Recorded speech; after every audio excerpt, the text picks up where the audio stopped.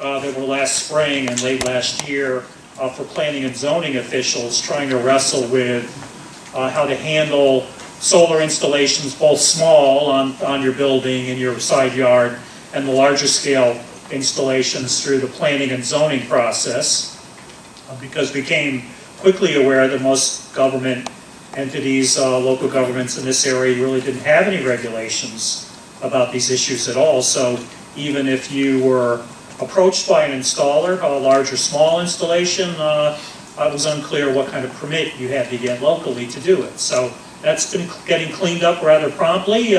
We went through a phase where a number of municipalities passed moratoria to basically say we got to take a little time and figure this out before we're going to give permits. But I do believe, and we've got some experts today, that the smaller scale installations on your house, in the back of your building, on your side yard, should be fairly straightforward now.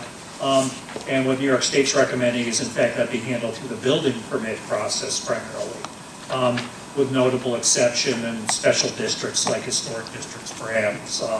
But we're going to focus today on the larger scale installations, which we'll talk about. We've got an excellent group of panelists. I have some housekeeping.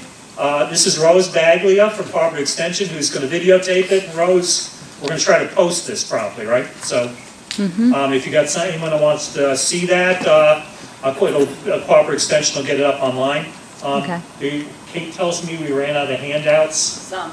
So if you didn't get a handout, or you don't know what we're talking about, which means you didn't get one, make sure to see Kate afterwards, or go to the planning department website on the county homepage, and we'll post all the materials up there that we have.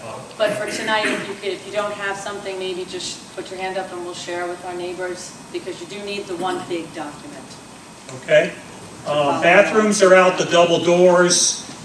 If you need either of the bathrooms, there's a drinking fountain there as well. And any more housekeeping? Credits. Credits.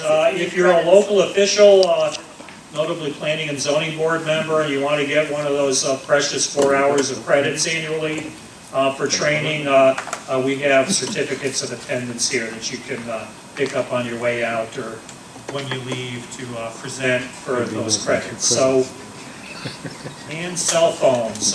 Please try to silence your cell phones if you can.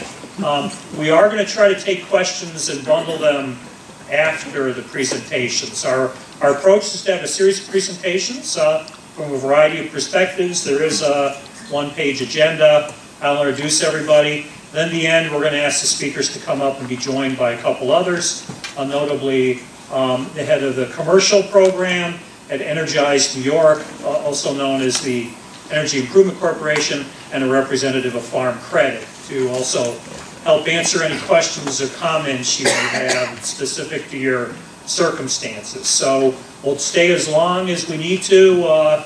Eventually the security guard will probably want us the hell out of here, or we'll have to start paying him overtime, but we'll stay as long as we can. Okay? And with that, we're going to go multimedia tonight, and we've got a representative from NYSERDA via Skype, which is a first for this room and me. So let's see if this will work. So starting with Max Joel, he's the program manager for the Community Solar New York program, and Betta, you're going to tell him he's on? Yep, I just texted him. Okay. We can hear him, but he can't hear us, so. So we'll try to relay some messages to our... Okay, hello everyone. I'm just going to do a quick sound check.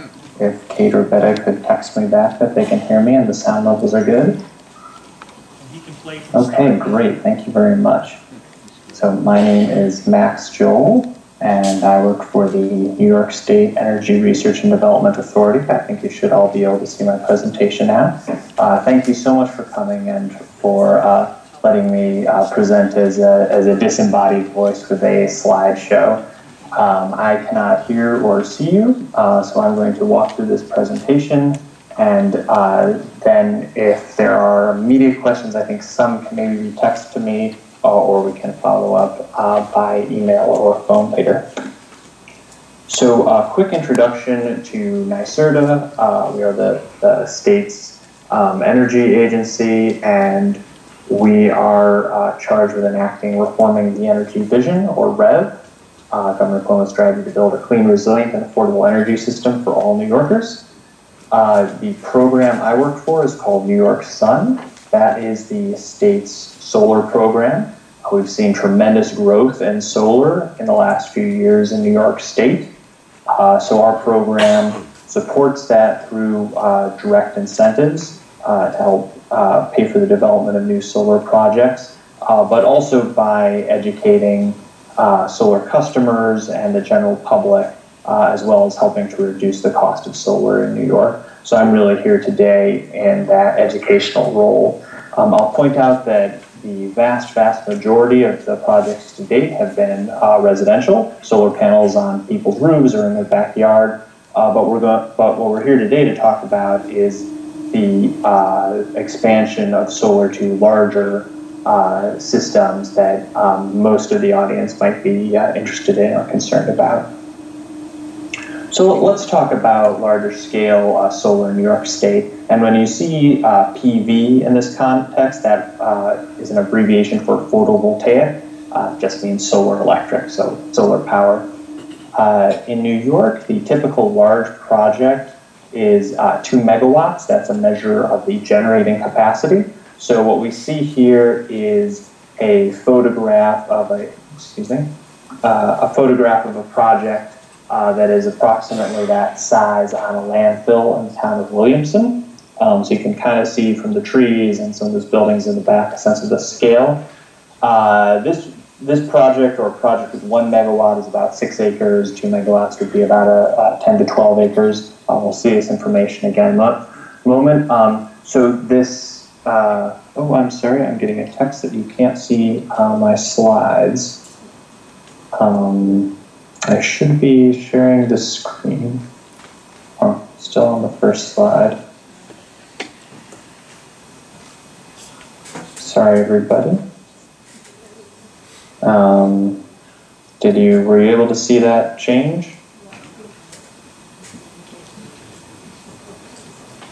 Can we do it? Yeah.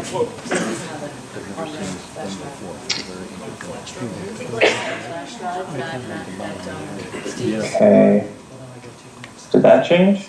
No.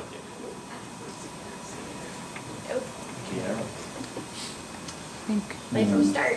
Play from start. Apologies, everybody. Technical difficulties. Can you play from start?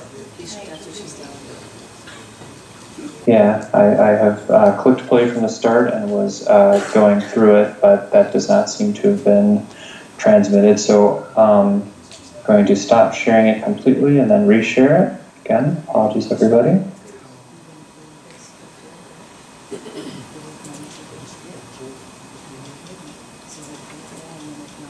So at this point, there should be the option on the laptop there to share my screen, and it should pop up again.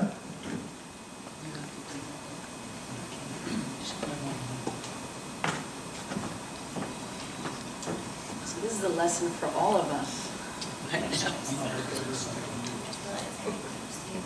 What is the lesson? Presentation on my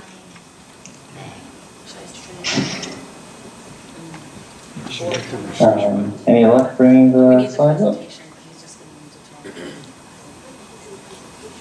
David, So David, Yes, tell him to hit the refresh button we'll take at questions. the top. At the top. Hit the refresh button. He's on Skype, we can't do anything. Yeah, Tell just him to hit. So you're not in for the presentation though? Hit the refresh. Hit the refresh button. Well, I'm also in.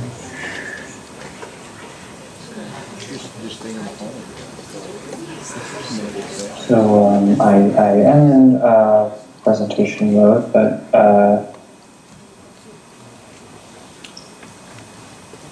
so are you seeing things moving now? Nope.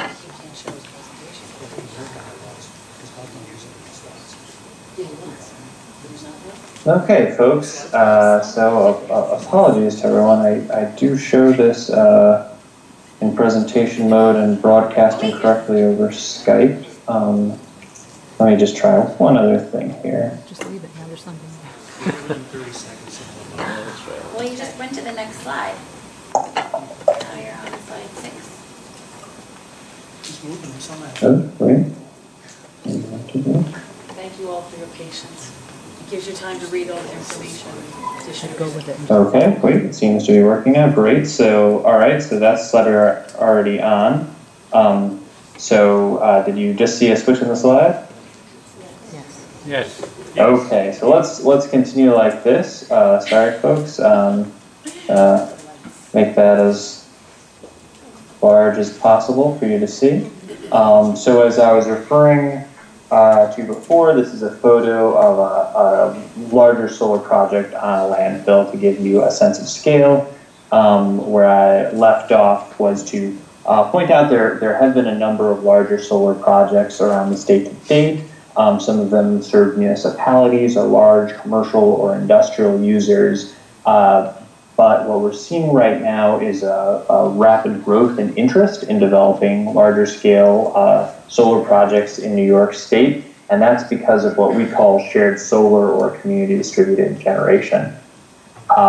So a little background on that, and the slide just switched, so let me know if it didn't. This is a new policy that went into effect statewide on May 1st. And its goal is really to make it solar accessible to many more New Yorkers because many people just can't put solar on their roofs. Either they don't own their house, or they live in an apartment building, or they just have a big tree in front of their house and can't get enough sun on their roof. So I will now show you exactly how this works and how shared solar makes solar more accessible. So whereas previously, the solar panels either needed to be located on your building or right adjacent, or if you were a single large commercial customer, you could locate solar panels on another piece of property you owned or leased and meter all the electricity generated there to your property. With this new policy, residential customers, homeowners, renters, really anyone can subscribe to a shared solar system and receive credits for the electricity generated. So let me break down a little more how that works. You might have a large system such as that pictured on the previous slide, or maybe a not so large system, but somewhere away from what we're calling the subscribing members' home or building in this case. So it could be 10 miles away, it could be 25 miles away. That solar installation is generating electricity. For all the electricity it generates, there is a credit in kilowatt hours, so that's the unit of energy that you'll see on your electricity bill. That credit goes to the subscriber or the member's electric bill. So let's say you're a subscriber to one of these projects. Let's say you are subscribing to 1% of the system's output. And over the course of the year, that generates 3,000 kilowatt hours. That would be about 75% of the electricity that a typical home in New York uses. You would see 3,000 kilowatt hours worth of credits on your electricity bill, and you would not have to pay the utility for that. You would, in all likelihood, receive a separate bill from the solar company that is managing that project. So I'll be providing a little more information as we go on. So just again, talking about the size, location, and cost of shared solar. Again, that 2 megawatt limit, that's a limit in the rules in place in New York State. So that could include about 200 to 400 households that are members, as was described before.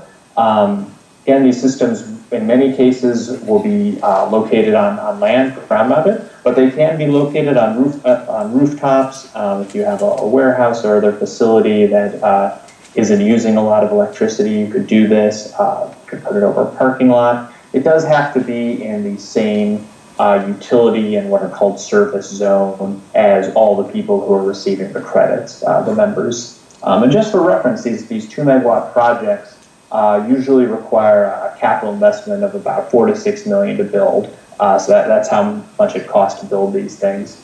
Now that's before incentives provided by New York State and some federal tax credits. Those altogether would very roughly cover about half the cost of the construction. So these are serious investments that solar developers are looking to make on land in New York State. Just going to quickly touch on some of the responsibilities of those developers or the companies they sell it to manage the project long term, called as the project sponsors. So keep in mind, as I noted, there may be hundreds of individual subscribers or members, households in the area that are receiving the credits. So the solar company is responsible for that over the full lifetime of the project. They have to attract the members. If people move away, they have to manage the credits. They need to let the utility know who is signed up and who's getting what credits. And then, of course, they need to operate and maintain the solar project over time. So it's really an important responsibility that has to be accounted for beyond just the construction of the system. So I've included here some information because generally there's local government officials who attend these events, or just people are engaged with their local governments on this issue.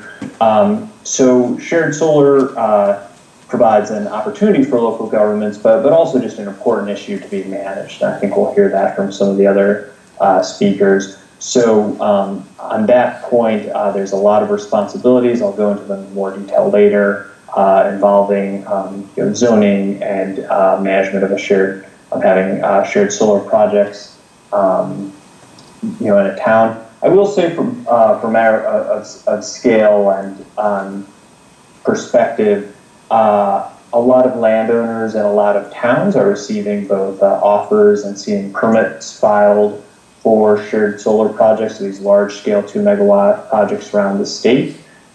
We do anticipate that a significant proportion of those will ultimately not be built. That's because at any given site there can be issues related to the utility connection, related to the local permitting process, or simply related to the financing of a project that may ultimately lead to a project not being built. So certainly, if you're looking at this from the local government perspective, or even just from a landowner's perspective that's received an offer, just because a solar developer is interested in a property does not necessarily mean that solar can or will be developed there. So let's focus in on this one, shared solar for private landowners. So as I'm sure most of you are aware, solar developers have been making offers to landowners in New York State. It's certainly for people who are interested in an opportunity to see added income from a new source. But again, it's also a major responsibility. So what I've listed here is, of course, reinforcing the importance of consulting with an attorney about a lease, really understanding what responsibility the lease places and the limits it places on the use of your property. And then, again, to emphasize the importance of understanding any property tax implications of having a large-scale solar development on your property. There's some great resources in the page that was handed out tonight, including some from NYSERDA and the Department of Agriculture and Markets. I also really recommend the online resource from the Solar Energy Industry Associations. Even though it's coming from the industry group, it's a really good guide for landowners. But this is serious stuff. Again, many of the lease options that are out there will likely not be exercised, because only a portion of these projects are likely to be built. But it's still very important to understand all parts of the lease and consult with the right professionals ahead of time. So this slide just underscores again how many different parts there are of a large-scale solar project. Some of this is pretty much all this is the solar developer's responsibility, but much of this is the local government's responsibility as well.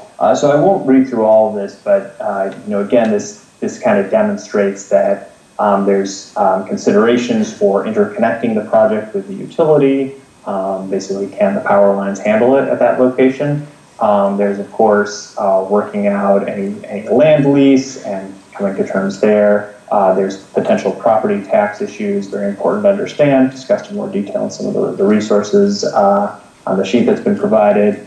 Kind of looking ahead to the long term of the project, once the solar project runs its the course of the system life, which is generally 25 to 30 years, making sure there's a provision for if the panels aren't being replaced to be removed and the site restored. And then again, there's permitting and environmental review involved in these projects.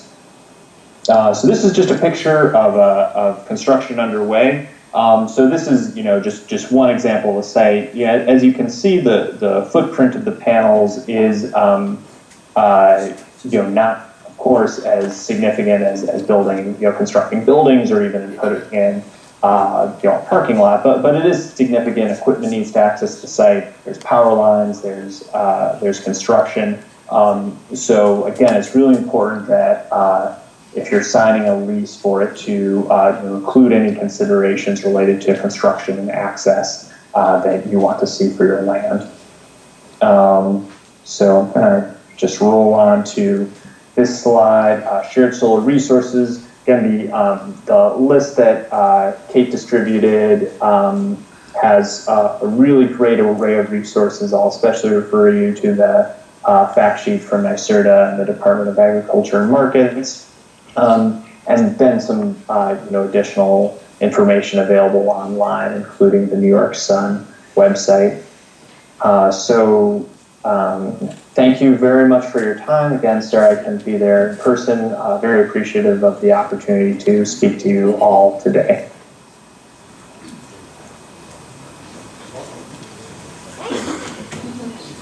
Here you go. We can thank Max, but he can't hear us. Feedback too. So you could do whatever you want at this point. But unfortunately, you couldn't join us in person, so I hope that was helpful. Next, we have Betta Broad, who's going to give a little overview of some of the key terminology and issues at play here, and then we'll keep going forward. So you're going to take a few minutes, right? Yeah, sounds And good. I need your presentation. Yes.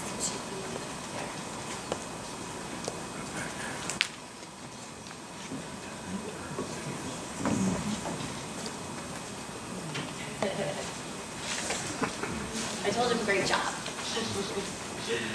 Okay? So, okay. Thank you. Yes. Alrighty. Hi, everybody. My name's Keyboard or mouse? Betta, which is the nickname for Elizabeth, and delighted to be here with you all in the flesh. We've gotten the pleasure of working with Dave and Kate here in Orange County through the Mid-Hudson Regional Sustainability Coalition, so it's great to get to come down, and I'm so delighted that you're all interested in potentially leasing your land for a solar project or just learning about what's involved. The campaign that I'm currently working on is called New Yorkers for Clean Power. We just launched it in New York City a couple months ago, and since then have been on a Road to Renewables tour, traveling around the state. I live in Ulster County, but so far we've been in Binghamton, Syracuse, Buffalo, kind of all over the place, Albany, and continuing to make our journey promoting different renewable energy technologies and hopefully inspiring people to get involved in this movement in different ways. These are the environmental organizations that are sponsoring the campaign. Some of them you may recognize. And the primary issues that we're focusing on are solar, wind, energy efficiency, electric vehicles. I'm actually driving around in a plug-in Ford Fusion that Ford lent the campaign, which was really great. Renewable heating and cooling, and really our mission is to create jobs and support sustainable economic development. Now Kate invited me to really talk about some of the trends around solar and also the big picture. So I just want to touch very briefly on why we're in this, at least why New Yorkers for Clean Power is, and that's really because of climate change, because of our concern about averting climate catastrophe, so the need to reduce our greenhouse gas emissions, and as I said, create long-term sustainable jobs and local economic development, as well as increase the resiliency of our electric grid. Some of you may have heard of REV. I always ask this when I'm giving a presentation, who has heard of it? Most people haven't, so don't be shy if you haven't. Who here has heard of REV, Reforming the Energy Vision? Maybe like a couple of people. Okay, well, some people, that's impressive because most people haven't. It's going on in this sort of wonky world of the Public Service Commission. at the behest of Governor Cuomo, but it's actually a really big deal where the Public Service Commission is rewriting the rules to how our utilities function and basically incentivizing them to do more renewable energy distribution, efficiency, make our grid more resilient, and there's a lot of potential there. So this is kind of typically how the grid functions, with very big power plants and a one-dimensional transmission system going to our homes and businesses through heavy-duty transmission lines. This is the smart grid of the future, and this is kind of what we're working towards and why we're all here, right? So we're thinking of leasing our land for a solar farm or a solar project on our roof, and so we're seeing our transmission system become two-way. So we're not just consumers of energy, we're also producers increasingly, and so that we're in this very exciting moment where this is the direction that we're going, and so we have to figure out how we're going to get there, and that's the REV process in a nutshell. Now, of course, solar is, really the most exciting in many ways technology that we're looking at right now for many reasons. I threw this up here just so you could get a sense of that. There in the left-hand corner is all of the fossil fuels in the entire world forever. And right here is just the yellow is just 1 year's supply of solar energy. So there's 5 billion years left. So there's literally limitless supply of solar, which is pretty amazing. Now a lot of people say, oh, well, is there really enough sun in New York for this to be a thriving industry? And I will tell you 100% yes. Germany, which is over there in the right-hand corner, that kind of purplish bluish, Germany is leading the world in solar. They're the largest solar producer, and as you can see, we get more sun here in the Northeast than Germany, which is more on par with like the Pacific Northwest and Alaska, so it's kind of surprising to a lot of people. Why go solar now? Well, historically low prices, great incentives at the state and federal level that are going down. The technology has really dropped dramatically, even just since 2008. It's dropped by, now I'm forgetting, what is it, 60% or something? It's dropped by, I'm forgetting the number. Anyway, sorry about that. But it's dropped by, 80%, not 60%. 80% since 2008, the technology has dropped, which is really astounding. But the incentives are going away, so you want to take advantage of those. Many of them are being distributed, the state incentives through NYSERDA, which is the organization that Max was representing. And this is really through New York Sun, which is Governor Cuomo's $1 billion 10-year commitment to expanding solar in New York State. So there's a lot of resources available to support solar and support projects like the ones that some of you are interested in. Solarize is another great campaign that is supported by New York State right now. How many people have heard of Solarize? Okay, a few, that's good. Kate and I got to work together on Solarize in Orange County, Solarize Hudson Valley, which is basically a way of educating people about how simple and affordable it is to go solar. And during a few-month window, you recruit as many people as possible through educational workshops at libraries and schools and just basic outreach, neighbor-to-neighbor buzz. And the more people you recruit, the cheaper it is for everybody, because there's a customer group buy, and it's a way of aggregating customers, so you're reducing soft costs for solar installers. And the reason we do it is because we want more people to go solar. I know that there's going to be another round of Solarize in Orange County kicking off in October, so maybe some of you will be interested in that, and I'm happy to talk to you more about that. Of course, this is why I'm here tonight, talking to you all about shared solar or community distributed generation, kind of a wonky term, but I like this slide because it really breaks it down in a simple way. As you can see, whether you have panels on a roof or panels, ground mounted, the electricity is going back into the grid and then to multiple users. Max included that slide, so I'll skip over it. I'll skip over this. This I included just because I wasn't sure what Max was going to be able to cover, and to tell you the truth, I had my doubts about whether we were going to be able to figure the slideshow out, so I included some basics, many of which he just run over about where it can be located. I have Central Hudson, so if I wanted to subscribe into a shared solar project or a solar farm, it would have to be in Central Hudson territory. How large? As he said, 2 megawatts, although I know someone who's developing a big solar project in Ulster County, and he's got a huge amount of land where there was previously a landfill, and he's working on 2 2-megawatt projects, so that's possible too. Estimated cost he talked about. We talked about this, so we'll skip. So that one thing I added was coshare.org. I'm working with a group called the Energy Democracy Alliance, and that basically was a network of community-based organizations that responded to this REV process by saying, hey, wait a minute, nobody knows about this, it's really important, and we need to engage community members. We need more New Yorkers to participate in this process.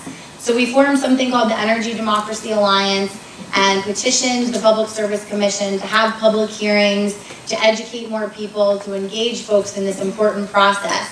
And out of that, we also developed something called CoShare, which stands for Community-Owned Shared Renewables.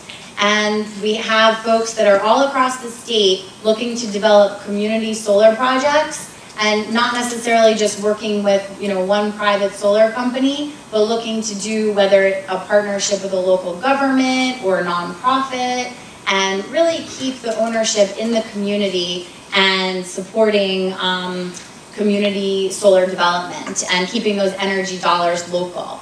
So that leads me to yet another kind of wonky term that nobody knows about, including me up until a couple of years ago when I linked up with this really terrific group, Citizens for Local Power. And they're based in Ulster County and working on something called Community Choice Aggregation, or CCA. And this is yet another policy that was enabled through the REV process. So before the REV, we didn't have community solar, right? Now it's legal. It's not necessarily thriving yet. Hopefully it will be very soon. But as of last summer, it was at least allowed here, the ability to, someone like me, a renter, or someone living, as Max was saying, if you have too many trees, or whatever the reasons are that are preventing people from putting solar on their roof. Now with community solar, we can buy into or subscribe into a shared solar system. Well, in the same way, this other kind of new exciting opportunity, community choice aggregation, is something that was also enabled through the REV.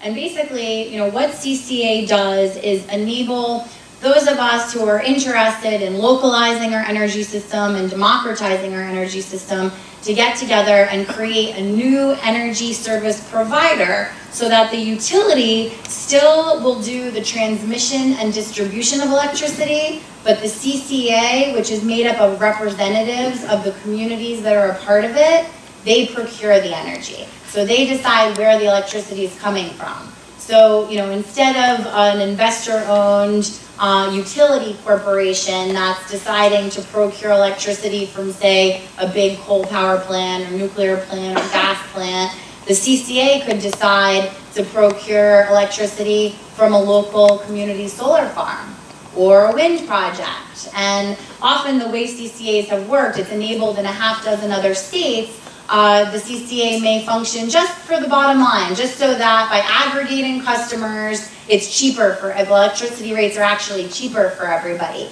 But what we're really interested in with Citizens for Local Power is not just saving money, although that's important, but also creating a local energy economy where we're creating local green jobs, and we're able to channel our money into our local community and into projects like the ones that you all are, potentially interested in being a part of. So it's a really exciting opportunity, and I'm happy to talk to you more about it. This is just kind of a little taste of it. If you start hearing CCA, or if you want to potentially work on it here in Orange County, Citizens for Local Power would be happy to provide you more resources. And in fact, Kate printed out a bunch of 2-pagers that have even more information on it. This is my information. You can find more about the campaign on our website. You could join on our website to be on our mailing list, which so far we haven't really sent any emails out because we just launched the campaign, but we're also on Facebook. That's my contact information. Feel free to reach out to me. I would be delighted to talk to you more about community-owned shared renewables project that we're developing across the state, or community choice aggregation, or any of your concerns about energy democracy and how we're going to build a truly clean, renewable energy economy here in New York State. So thank you again so much for your time. Really appreciate it and delighted that you all could come out tonight.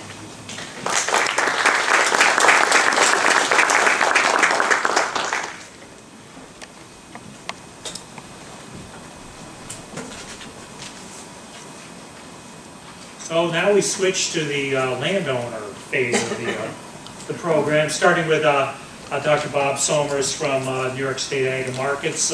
Bob's the manager of the Agricultural Protection Unit.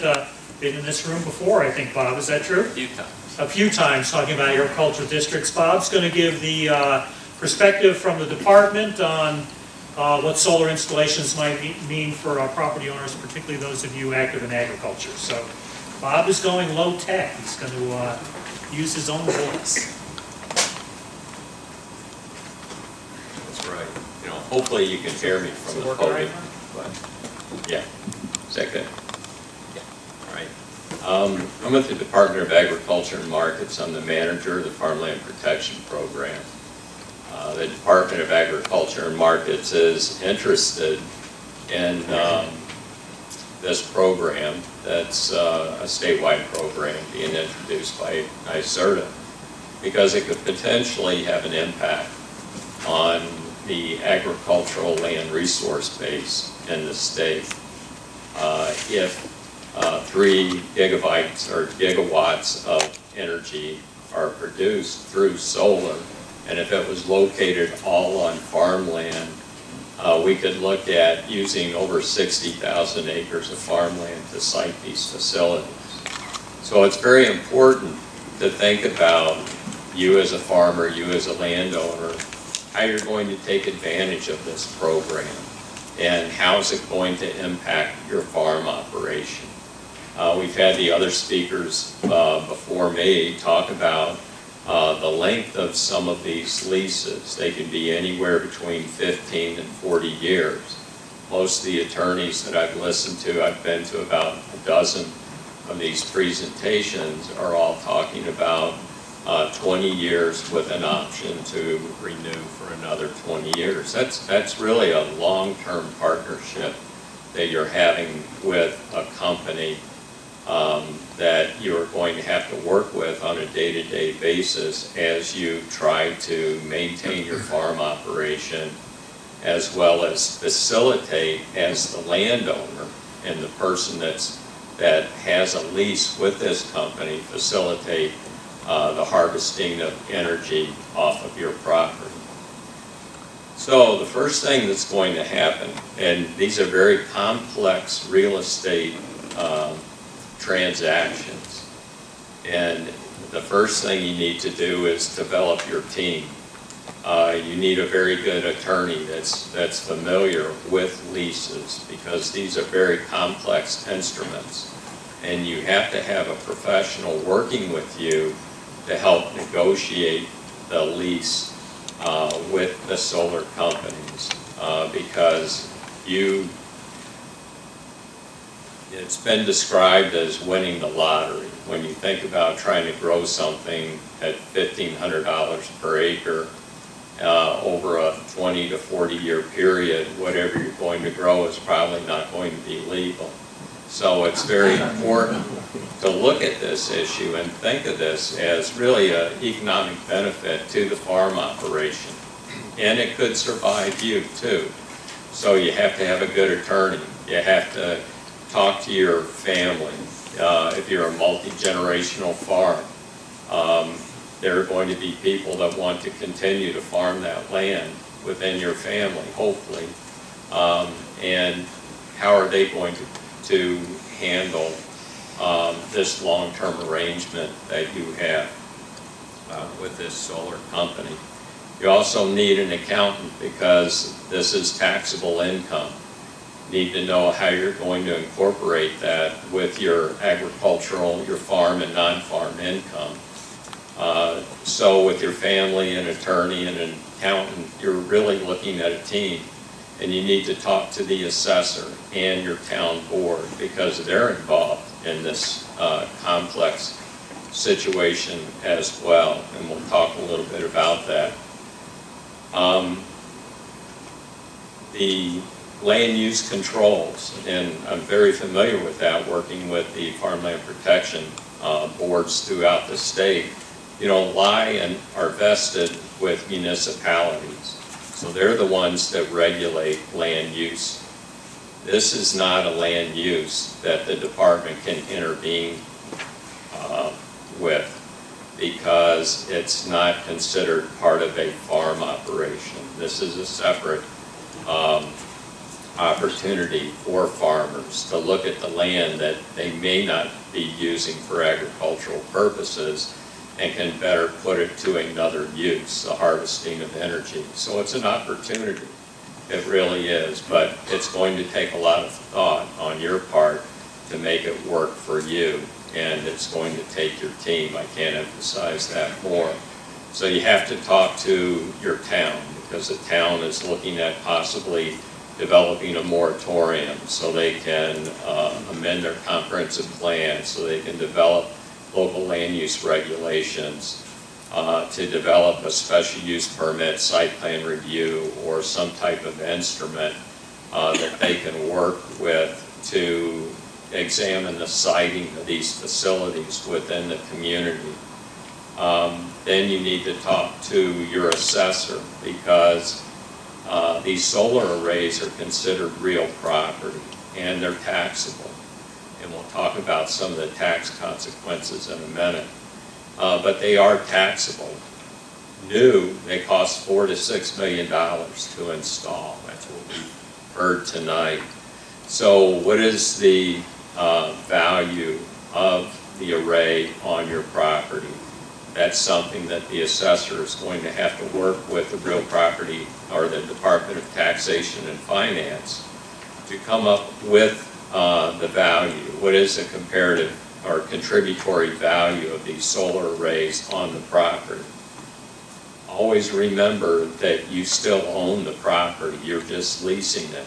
So any liability, tax liability, falls on you unless you take care of that liability through language within the lease with the solar company. And that's why you need an attorney working on your behalf. So let's talk a little bit about the tax consequences and things that your team needs to work with. First is a conversion.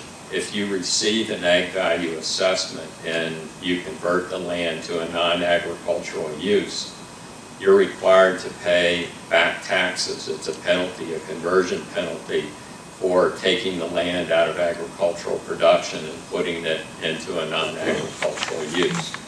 That's calculated as the taxes saved in the last year receiving an agricultural assessment times 5 times 6% compounded interest.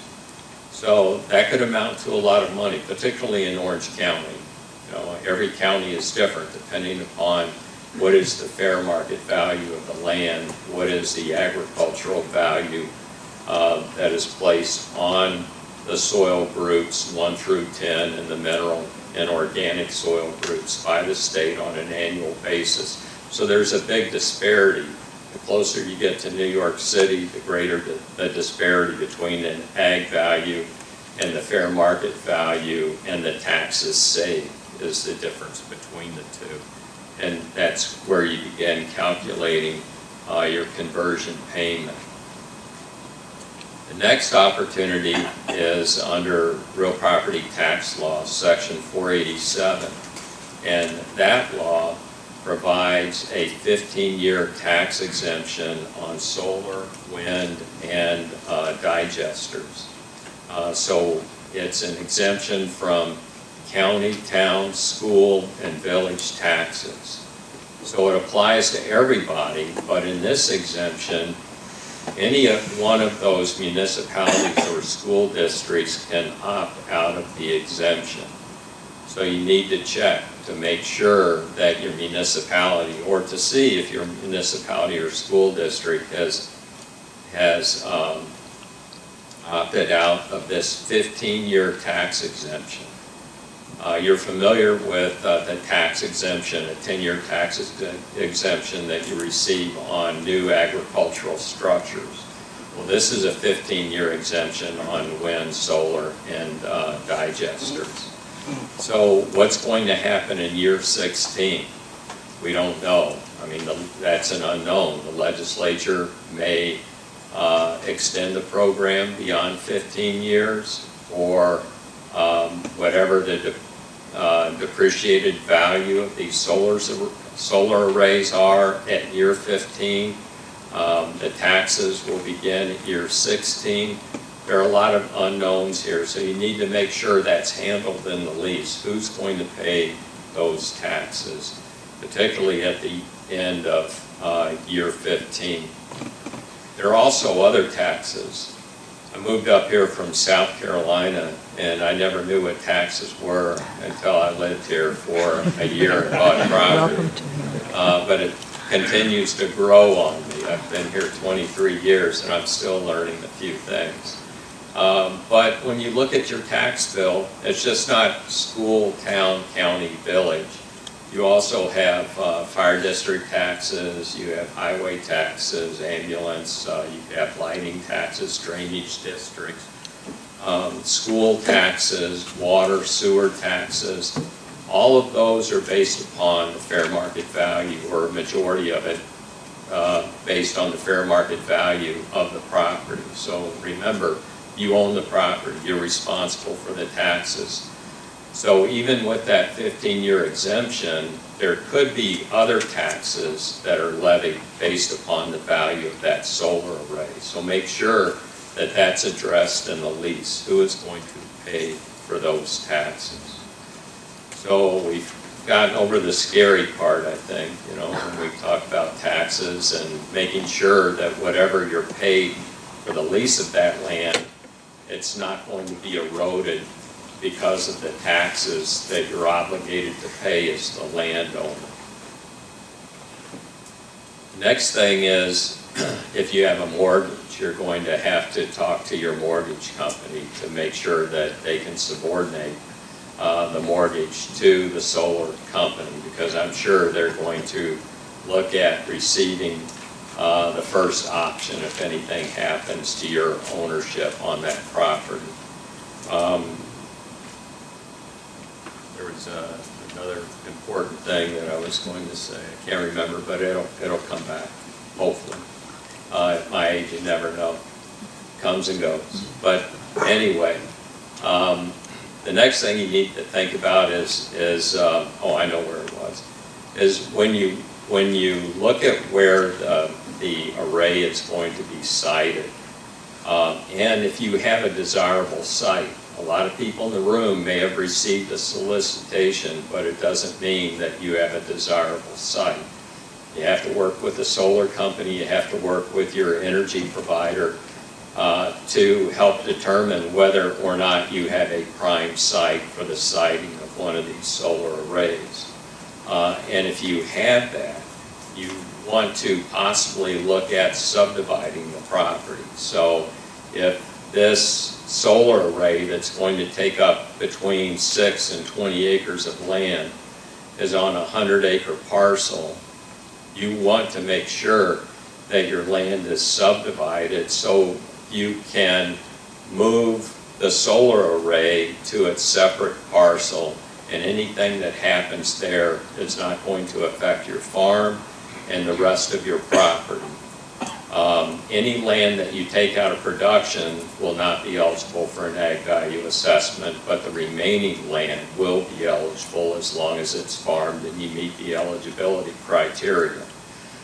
So think about that. You may want to subdivide and have that as a separate parcel. The other things that you need to think about too is when they site these solar arrays, any impediment, anything that's surrounding where the solar arrays are located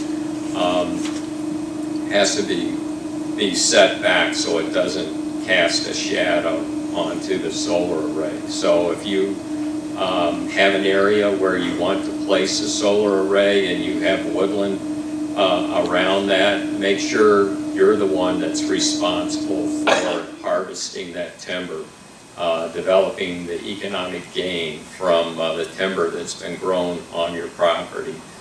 Because in most places, northern hardwoods are 80 to 85 feet tall at maturity.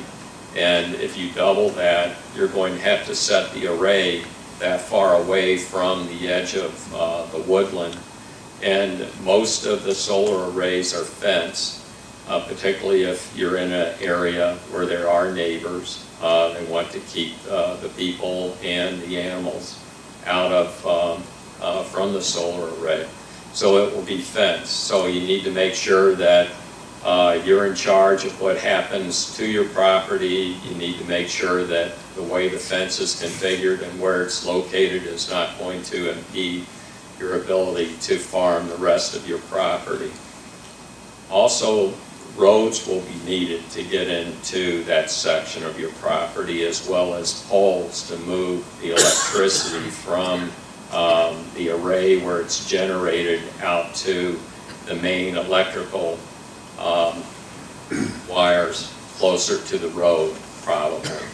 So you want to make sure that that the poles are located and where it's not going to interfere or impede your ability to farm or move your equipment beneath those poles and the wire. The same way with the road. You need to make sure that the road can be a dual-use road, one that you can use, one that the solar company can use, but it's not going to divide your fields. Try and find the least obtrusive place on your farm to locate those roads. The most important part when you talk to these companies is that the best land that you have is the cheapest to build houses, the cheapest to build commercial facilities, and the cheapest to put these solar arrays. So your prime farmland, where you've made your bread and butter over the years, that's the best place to site these solar arrays. But they can be located on land that's less than prime. NYSERDA has said that they can locate these arrays on slopes that are less than 15% or less. It's better and cheaper for them to take the support poles and embed them in the ground by a mechanical means to pound them into the ground. But there are also other ways to site these or to place these support structures, because they do them on landfills where they're not going to penetrate the liner at the top of the landfill. So there are ways around that. Look at land that you have. It doesn't have to be necessarily square or rectangular. It could flow with the landscape. But look at land that you're not using for agricultural production or is marginal farmland. And if you have a good site, that's where I would start if I was the landowner. To talk with that solar company to use land that is part of your farm, but is not going to hurt you in the long term financially or impede your agricultural pursuits. So that's just a few things that we have. We developed this landowner fact sheet with the department in NYSERDA. And hopefully you have a copy. I have a few more out in the car that I'll put back up on the table at the end of the session. But it pretty much covers everything that I talked about, and this is an important document. So talk to your family. This program could be very beneficial to you, but it is a team approach, and plan wisely to take advantage of this opportunity.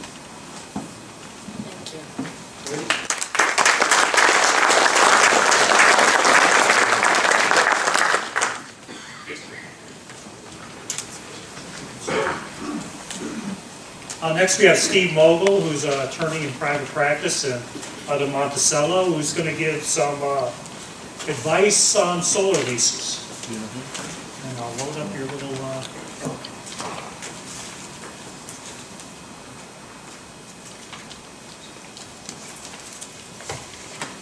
Everybody has an expertise. piece. This is the big back document that I made sure everyone had before. It says Cypress Creek on top.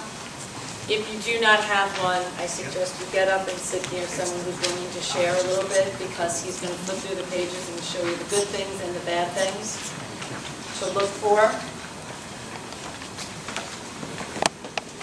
All right, everyone. The doctor stole some of my thunder. Some of the issues that he raised and explains very, very well are some of the ones that we'll cover here. But as the introduction said, I'm an attorney. I'm in private practice. I practice in multiple areas, including litigation, land use, municipal law. And I am representing more and more large landowners who have been approached and solicited by solar companies to put on, to create solar farms on their property. What I'm going to talk about today is not a substitute for legal representation, and I'm saying that not just to cover myself, although that's part of it. I'm also saying it because what a decent attorney does is listen to a client and hear what are the true issues that this client is facing. The fact is that there are people in this room for whom Clause A would be a deal breaker, and other people for which Clause A would be a non-issue. Thank you. So what I'm really going to be doing is going through this proposed lease that was sent out by a company called Cypress Creek back in December of 2015. I am not picking on Cypress Creek. It just happens to be that the Cypress Creek lease has a lot of stuff to talk about. The lease has also changed. I have represented people in dealings with Cypress Creek. The lease has changed somewhat, and where there have been updates and changes, I will bring those to your attention. Again, what I'm going to be talking about is not what probably would happen should you enter into a lease with these terms. It's what possibly could happen. Every attorney looks at the worst case scenario. So it may well be that although a term might be so wide and broad that a terrible interpretation could come out of it, that interpretation may never come. But it's an attorney's job to show you what could possibly happen. I'm going to start out with a little contract law 101. This will be your $1 worth of law school, and considering I'll probably talk for about 5 minutes, that would probably cost about $1 in a law school nowadays, given the prices. Let's start off by saying with a contract, this is a contract, this lease. Courts, in looking at a contract, are not concerned with fairness. I'll say it again. Courts are not concerned with fairness in looking at a contract, with some very rare exceptions. What the court's role is to interpret the terms of the contract and to make sure that it's enforced. You could enter into a bad business deal. You could enter into a bad contract. Just like you could enter into a bad marriage. You're free to do so. And the courts won't stop you. So what I'm going to do, let's start out by, I promised that I wouldn't scroll around too much, to jump around too much, but to start off I have to bring you over to Clause 31 and 32, just towards the end of this unnumbered document.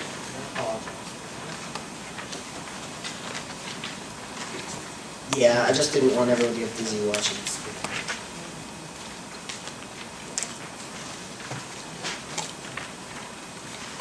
Okay, so if you look at 31 and 32, 31 says, the terms of this lease shall not be amended, restated, changed, or otherwise modified, except in a writing signed by the landlord, tenant, and any additional notice party. Okay, what does that mean?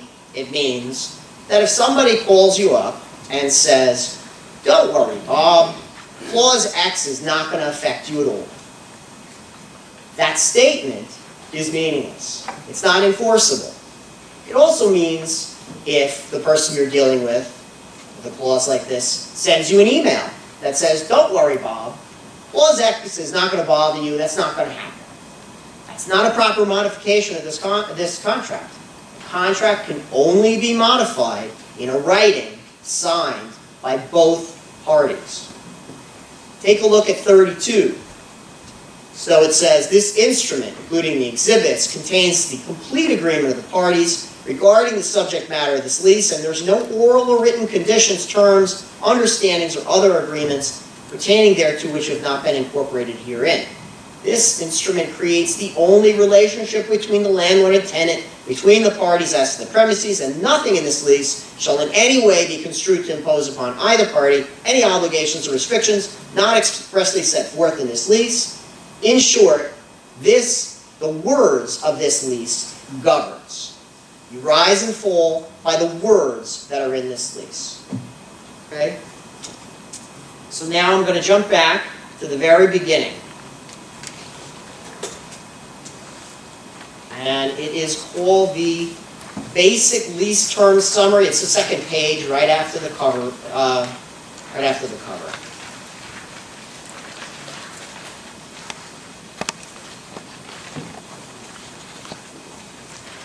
Okay. So there's a few terms you're going to want to look in here.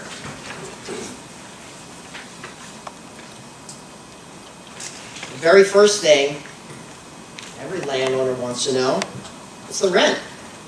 Here we have, for this gentleman, $1,000 an acre per year. Okay? Very nice. If you look up top, we have up to 90 acres of land. So that's $90,000 a year. If you look down to where it says initial term, that's 246 calendar months, which is 20 and a half years. With renewal terms, 4 successive renewal terms of 5 years each, which is another 20 years. We're talking a 40 and a half year lease. And that doesn't include what we'll call the diligence period. I'll talk about that in a minute. Wow. $90,000 a year for 40 and a half years. I can retire. But, as with many things, you got to read the fine print. Let's start with, I'm going to just point out these two words up where it says land, it says up to 90 acres. The words up to, I want you to just keep in the back of your mind as we go forward in this.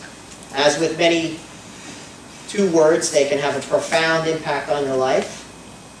Like, I'm pregnant. So, let's just take a look at the initial diligence period. Okay? Due diligence is a common notion in all business transactions, making sure that before someone undertakes a large business adventure, that they make sure that the project that they have in mind is feasible. I'd be shocked if anybody undertaking a $4 million solar array wouldn't do some period of due diligence to ensure that the property is suitable, the infrastructure is suitable, the land is suitable for this sort of undertaking. So this entity established an initial diligence period of 6 months, and it gave an initial diligence period fee of $250. Okay, let's just keep in mind that $250 is not per acre. That is $250 flat for the 6-month period. So that's $41.66 a month for that 6-month period. There's then an extended diligence period. It extends another 18 months. And that extended diligence period fee is $1,800. That's another $100 a month. If you want to add the two together, we have a 2-year period at $85.42 a month. So that's what this landlord would get. $85.42 a month for up to a 2-year period while the company is doing its diligence, determining whether the property is appropriate for putting on this solar array. The landlord who signs this lease is obligated the moment they sign. The tenant, the proposed tenant, at any point during that 2-year period can terminate the contract for any reason or no reason. Okay? Let's just take a look at section 3. Just a couple of pages down.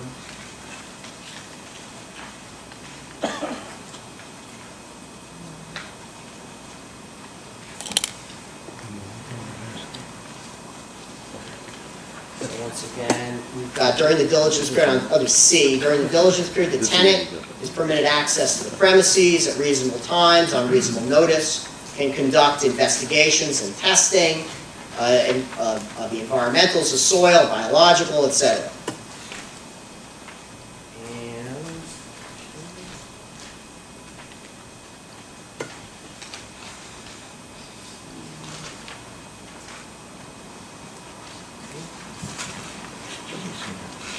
Okay, under F, following page, it says during the diligence period, that would be both the initial and the extended diligence period, the tenant may terminate the lease for any reason or no reason, exercisable upon written notice from tenant to landlord of its election to terminate, delivered on or before the expiration of the diligence period, and in which event the landlord and tenant shall have no further rights or obligations under the lease except as otherwise expressly provided in the lease. What's missing from this, it does not say that the tenant during this period of time can terminate that lease during that diligence period. Okay, now there's a very good reason for that. There's a very good reason for that.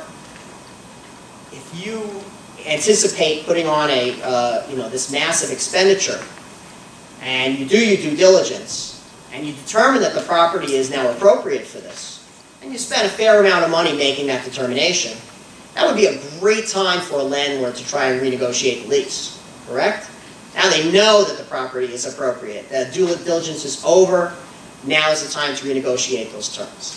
However, again, from the landlord's perspective, it's important to know that the minute you sign that lease, during that 2-month period, you're going to get about, that 2-year period, you're going to get about $2,050 over the course of 2 years, and you are bound by all of the terms of the lease.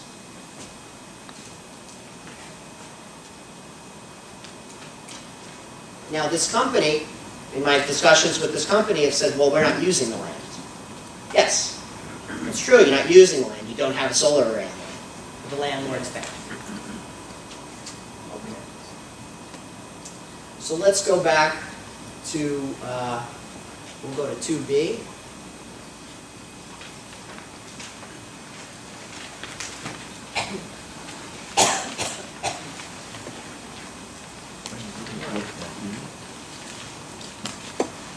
Okay, then we'll look at the last sentence of 2B2.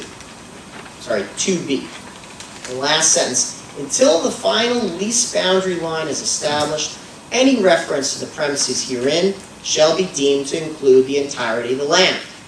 So, for this gentleman who has a 90-acre lot, the full 90 acres are bound by the terms of the lease during that 2-year period, up to 2-year period, until such time as the tenant provides a survey, which you see in 2C, that sets forth the metes and bounds of what that property is.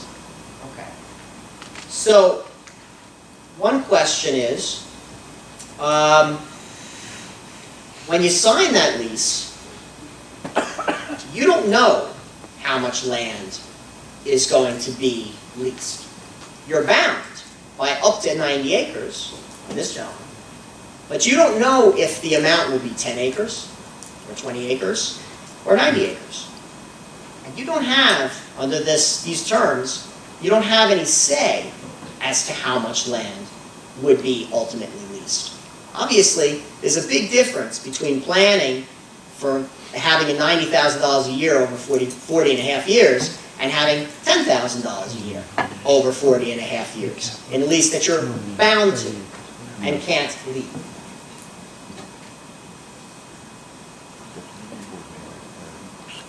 Now, one of the other issues is if you don't know where those meets and bounds will be, what if you have structures on that property? A silo, a farm, a barn, a house. Under these terms, that survey, those meets and bounds, can be drawn right around those buildings. And those buildings could be considered part of the leased property. And as we'll discuss later on, those structures can be taken down at no cost, at no compensation to the landlord. Now, Cypress Creek has changed this. They added in a clause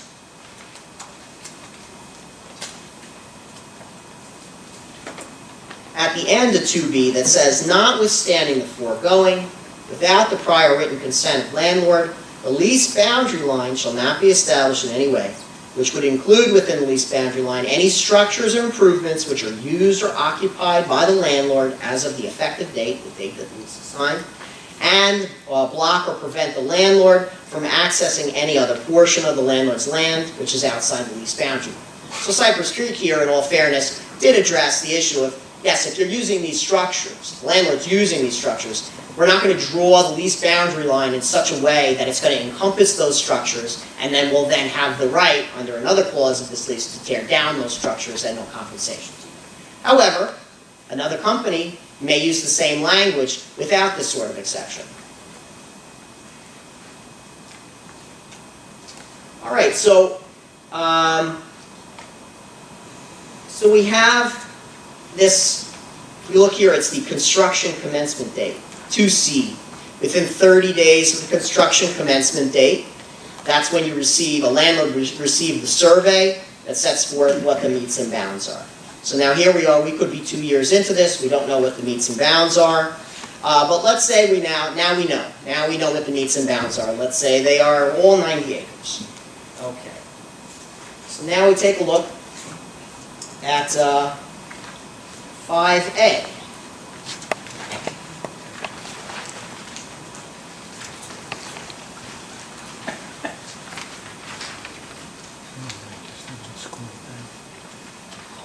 Okay.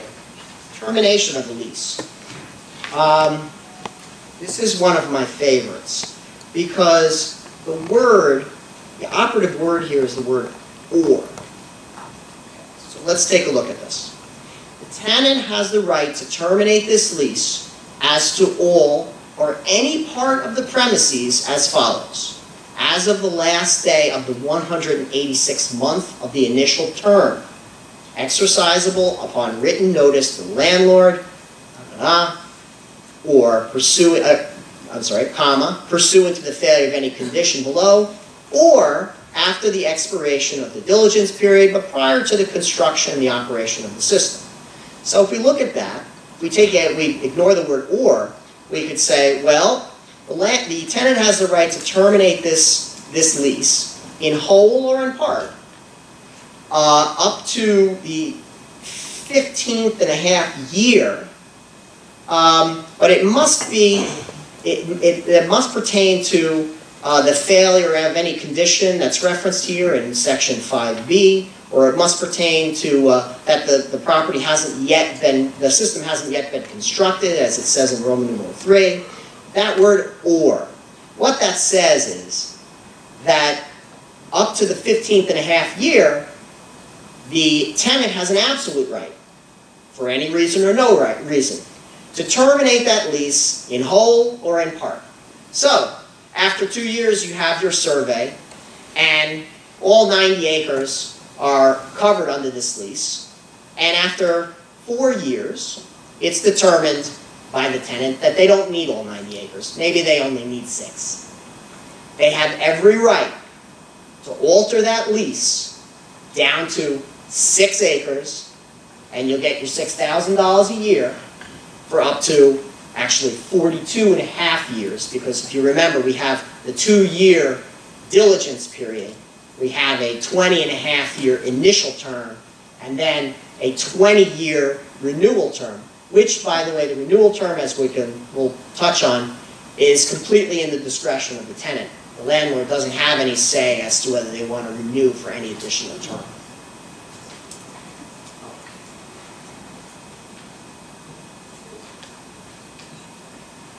Now, it also references 5B. It says, pursuant to any failure of any condition in 5B. So now it says, tenant's obligation to pay rent and continue this lease is at all times, not just in the first 15.5 years, expressly subject to satisfaction of each of the following conditions. All right? First, that they'll have all the necessary approvals. 2, that they'll obtain and maintain an agreement for the operation of the system and the sale of the electricity. And then 3, tenant's ability to continuously operate the system and utilize the premises for the intended use. That sounds awful big to me. To say the ability to continuously operate the system could be a purely financial decision. Doesn't make sense for us financially to continue this on. So now this 5B, unlike 5A, which sort of limited the tenant to terminating the lease for any reason within the first 15.5 years, now subsequently can be terminated all the way up until, I guess, year number 39 or year 41.5 to say, you know what, enough. It doesn't pay. We're going to terminate this pursuant to this clause. Okay, let's go to 10A.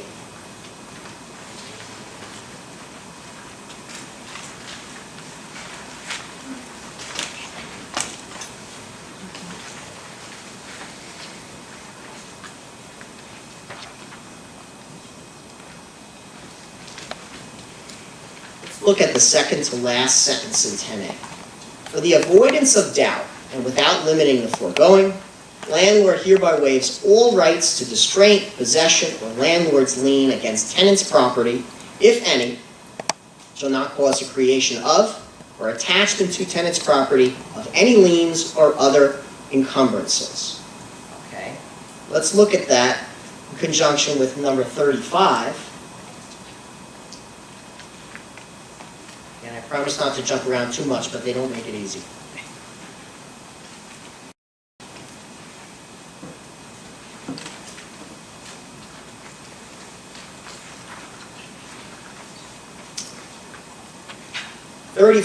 Non-recourse. The performance of this lease by landlord and tenant shall be secured by their respective interests in the premises.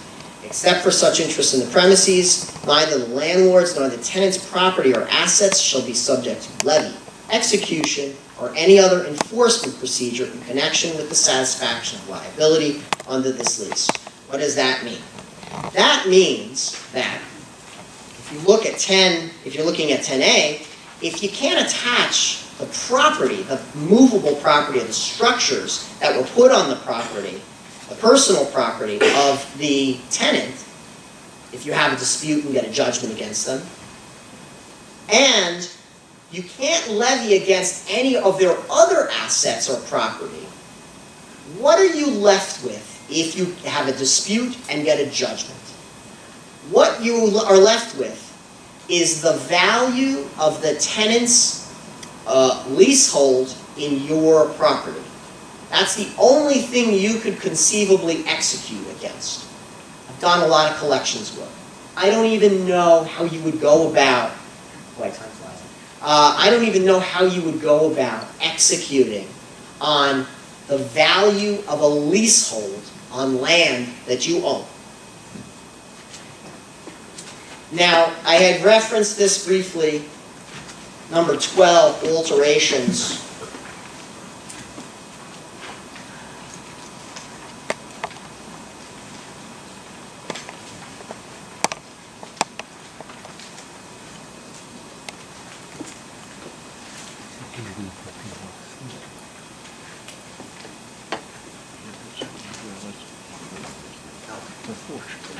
Tenant may, at expense without the consent of landlord, remove and or alter any existing improvements on the premises and make any alterations additions, improvements, and changes to the premises that tenant deems reasonably necessary in the operation of his business, including installation of system, fencing, security devices. This is all completely up to the tenant how this is done.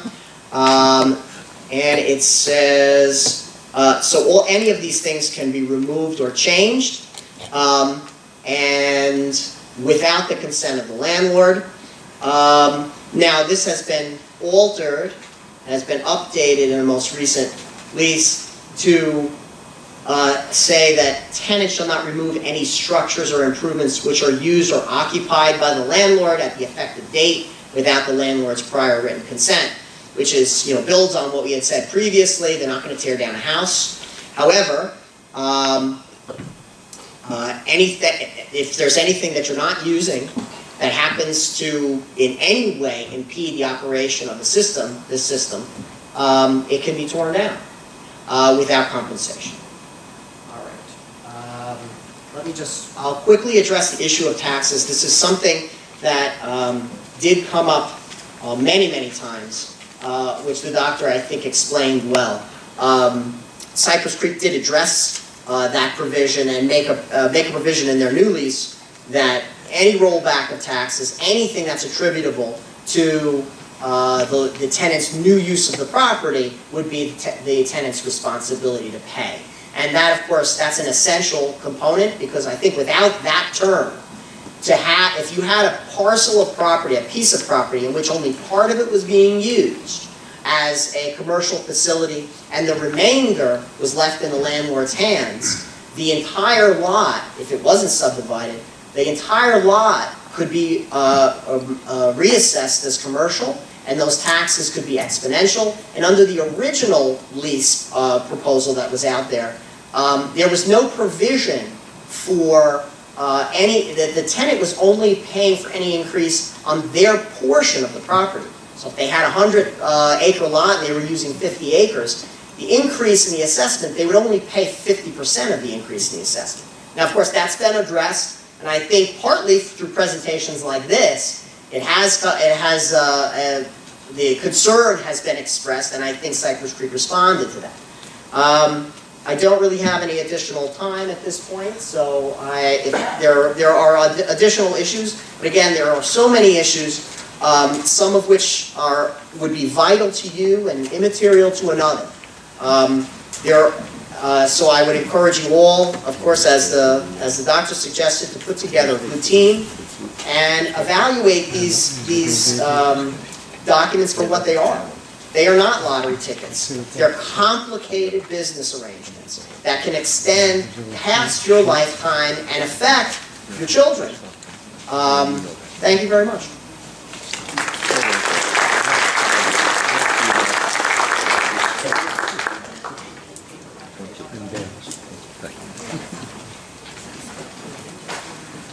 Just knock the lights up a touch.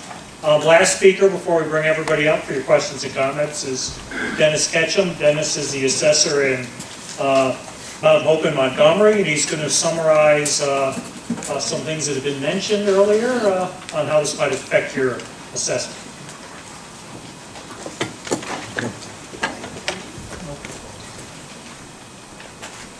Good evening, everybody.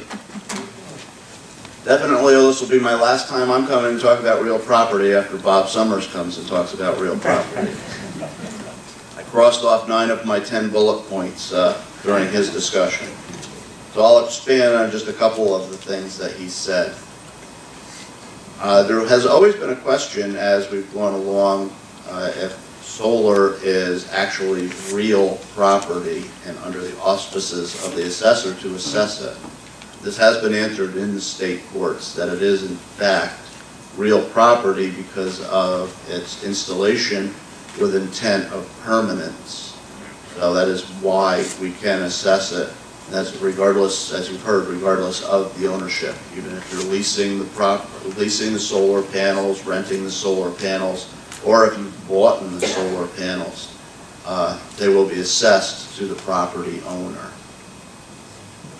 The valuation methodology that we would look at for this solar generally would be the income approach to valuation. That's of the three available to the assessment community, which is sales comparison, which is what is generally used in residential housing, cost approach, which is a little bit complicated when it comes to solar panels, because with the energy credits and grants that's involved, the amortization of them over a lengthy period of time becomes a little bit complicated.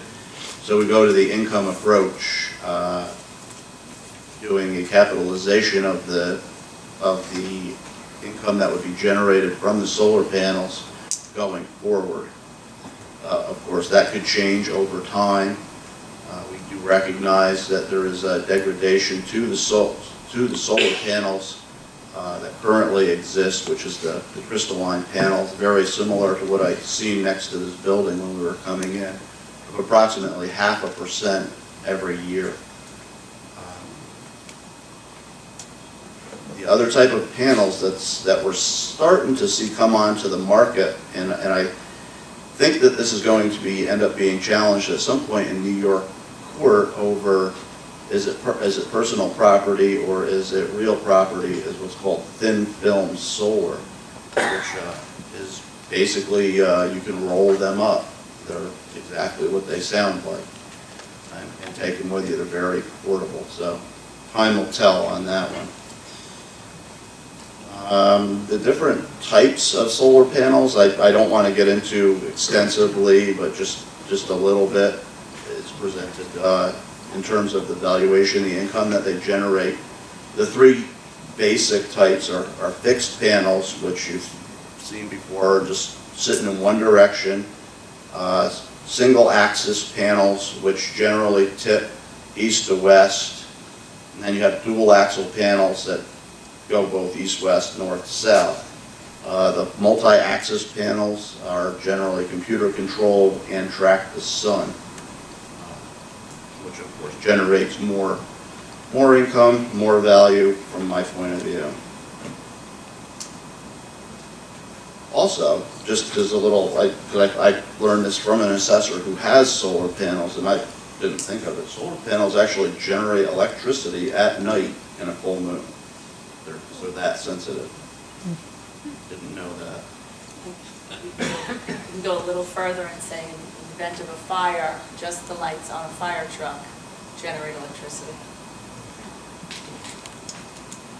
For real property tax law, section 487 that was mentioned, let me just expand on that a little bit more from what Dr. Summers said.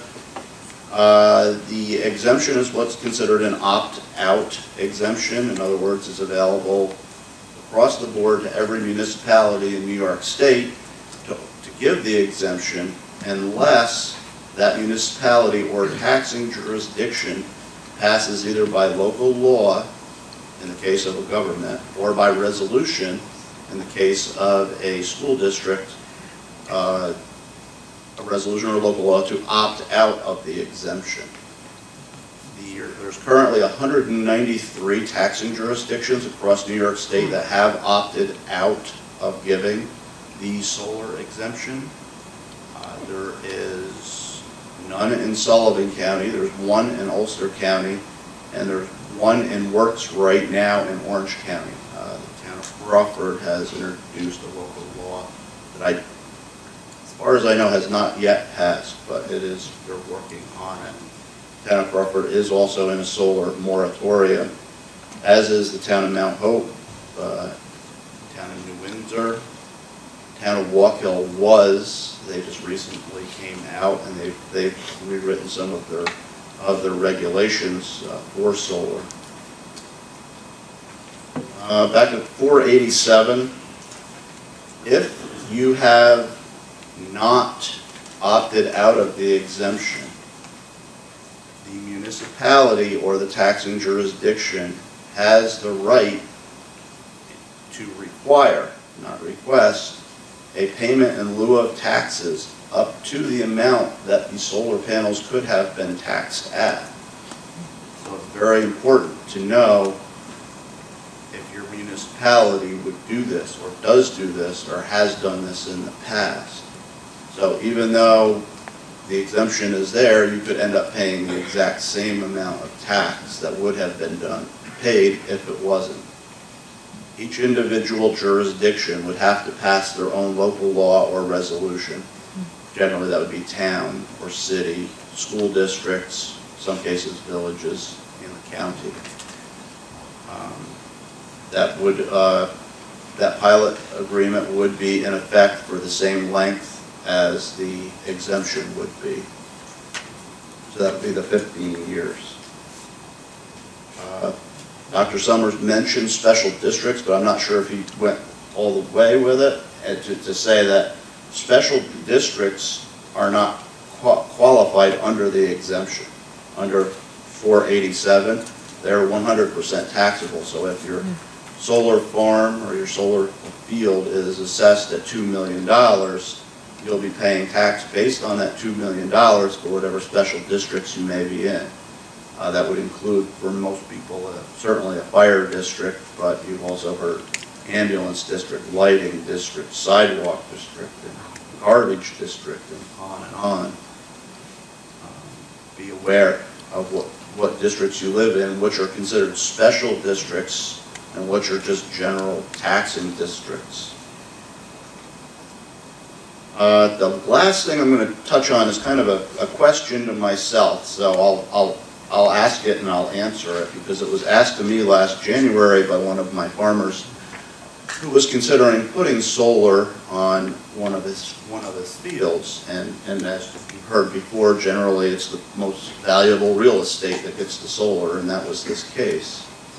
He came to me and he said, I'm going to do 40-acre field and I'm going to put 40 acres of solar on my field. He has other land that he uses, so qualifying for the agricultural exemption was not an issue.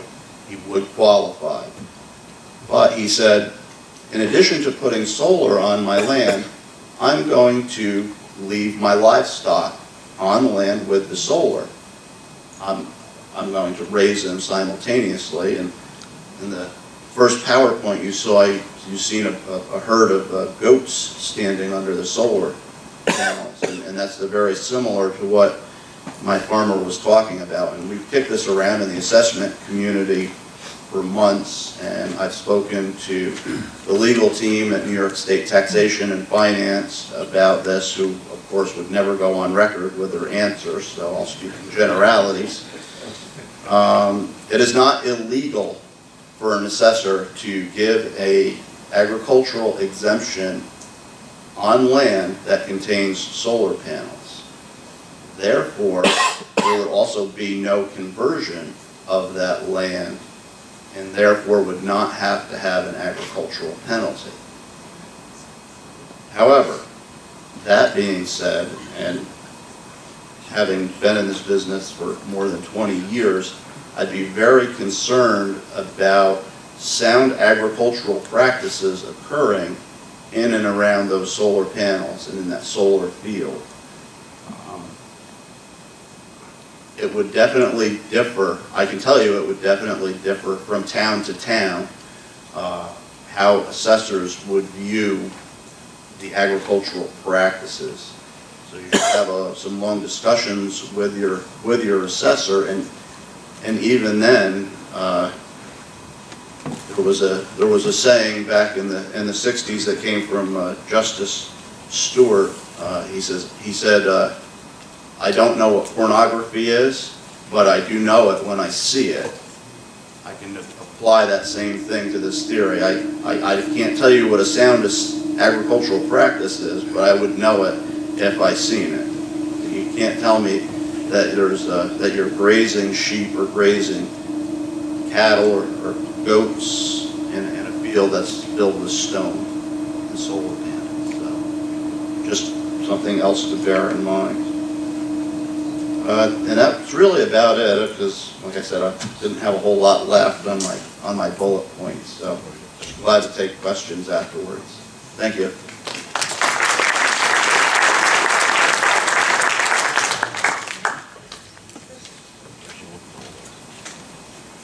Okay, we're going to invite all the speakers up, plus Colleen from Farm Credit here. Right here. if willing, and Bob Fishman from Energize New York.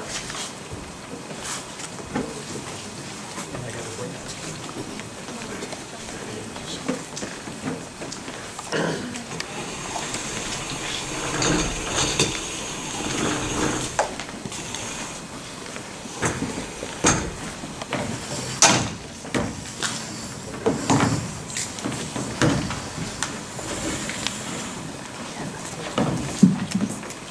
He's been doing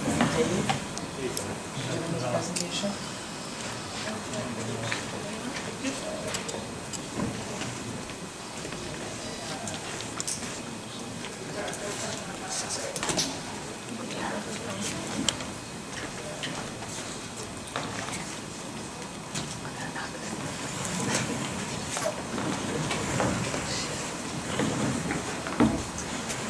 So you met everybody. Colleen, would you like to say anything to start off and introduce yourself?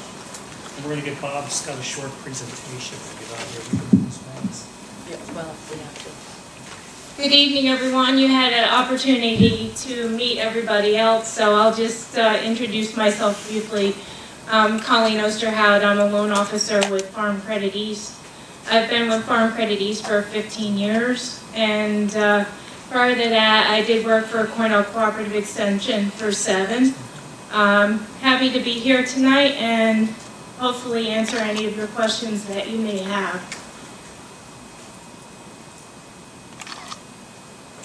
Very good. And I'm Bob Fishman with Energize New York. And get this little presentation up here. And we are a group that's actually owned and operated by member municipalities, and Orange County is one of those. So I'll be showing you a very brief presentation on the Energize New York program.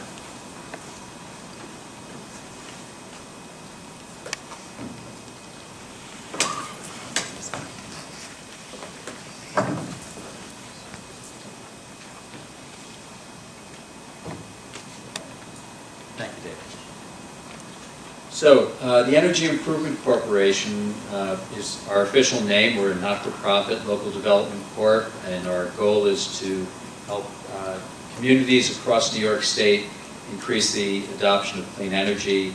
As I mentioned, we're owned by member municipalities across New York State. Orange County is a member, Ulster County is a member, most of the communities in Westchester are members, Dutchess County is as well. So you'll see that the program is really available throughout much of this territory, and I believe that Sullivan County was mentioned earlier, and Sullivan County is taking up legislation to become a member as well. We get our funding from groups like NYSERDA and the Department of Energy, and we operate a number of different programs, and what I'm going to talk about here is the Energize New York Finance Program. Energize New York Finance is a PACE finance program, which stands for Property Assessed Clean Energy. And it is a program that allows you to take a clean energy project and refinance that, finance that through a simple line item on your property tax bill. So it's an opt-in type of a tax charge. We were talking about special districts and things like that. You would be opting in to take the financing to improve your property for either renewables such as solar or digesters, or you can use it for energy efficiency on your property as well. I mentioned our membership locations. Here's our map where we're currently operating in dark green, and the areas in orange are areas that we expect to be on board fairly shortly. So what are the benefits of PACE financing? Unlike commercial financing, you can finance up to 100% of the project's cost. It's available with financing terms out to as long as 20 years. So again, commercial financing terms are usually not going out more than 7 years or so. 20-year amortization allows you to take the capital cost and spread that out, and that allows you to tackle deep energy retrofits or large renewable projects. Capital is available to all types of property owners as long as it is a commercially owned or not-for-profit owned property. We're not looking at credit ratings or anything like that. We're really interested to see whether the energy savings will more than outweigh the finance costs. If you think about a long-term financing, sometimes you're hesitant to do deep energy projects. One of the beautiful things about PACE financing is it transfers to the next property owner should the property be sold before the end of the lease term. So if you take out a 20-year financing and you're only going to be on the property for 10 years and somebody else is going to buy it, no big deal. You're only paying for it for 10 years. The next property owner will see the benefits of that and the ongoing savings, and they'll continue to pay that tax charge. Our rates are quite low right now. The markets have been very favorable to interest rates of late. We'll do term from 5 years to 20 years, and typically we see our rates in the 6% range for 20 years. We're actually down under 5% right now. Any building that is not individually or municipally owned, so obviously agricultural properties qualify. Types of projects that you can tackle: solar electric, solar thermal, geo, those are the renewables, and you can obviously tackle any type of efficiency measure you want to take on. Very simple qualifying. Again, unlike banks, we really try to make this very simple. We want to see that the energy savings are going to outweigh the annual finance costs, so you're cash flow positive in each and every year. Again, the property has to either be owned by a commercial entity, such as an S-Corp or an LLC, or it could be a not-for-profit, 501c3. We want to see that you're not over-leveraged. We're capped at 10% of the market value of the property is the amount that we can finance. So if you have a $1 million property, we can finance up to $100,000 in clean energy projects. We want to know that you pay your taxes on time for 3 years and that you haven't declared bankruptcy over the last 7 years. And if you do have a lender, an existing mortgage on the property, we'll ask that that lender provide consent to this type of financing. All projects, including the solar projects that we've been talking about today, are reviewed by NYSERDA's New York Sun program, so you know that the energy savings projected can be realized. One other thing I'm going to touch on very quickly, and this will be my last point, and that is that many of you have perhaps heard about PPAs or power purchase agreements. I won't go into the details here, but just suffice to say that Energize New York is available for a PPA type of structure, and we can finance that. So this is my contact information, and I'll join the panel and take any of your questions.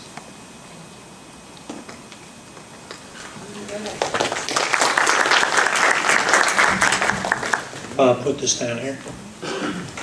All right, we'll open it up for questions or comments. Mary's walking around with the microphone. Anybody want to go first? There you go. Hi, my name is John Capello. I'm an attorney here in Orange County, and I've represented some companies who are seeking to develop solar farms. And I was interested in Dr. Sommer's presentation regarding the benefits to the farmer if he subdivides his lot to allow the solar farm on a separate lot. There are also benefits to the company. Matter of fact, utility companies now are looking potentially to have them on individual lots. But unfortunately, if you look at most of the zoning codes that are being considered here in the area, they have tremendously large setbacks. They have issues regarding lot coverage. Some of them require solar to be an accessory use. Some of them require the farmer to not use 90% of their land if they're going to have 10% of it leased. It would only be used for farming. All of these not only hurt the solar company, they hurt the flexibility for the farmer to be able to develop or farm their land, make it more difficult for them to lease, and make the lease parcels larger, therefore constricting more prime agricultural use instead of concentrating them and making the solar farm on a more concentrated point so more agricultural land is preserved.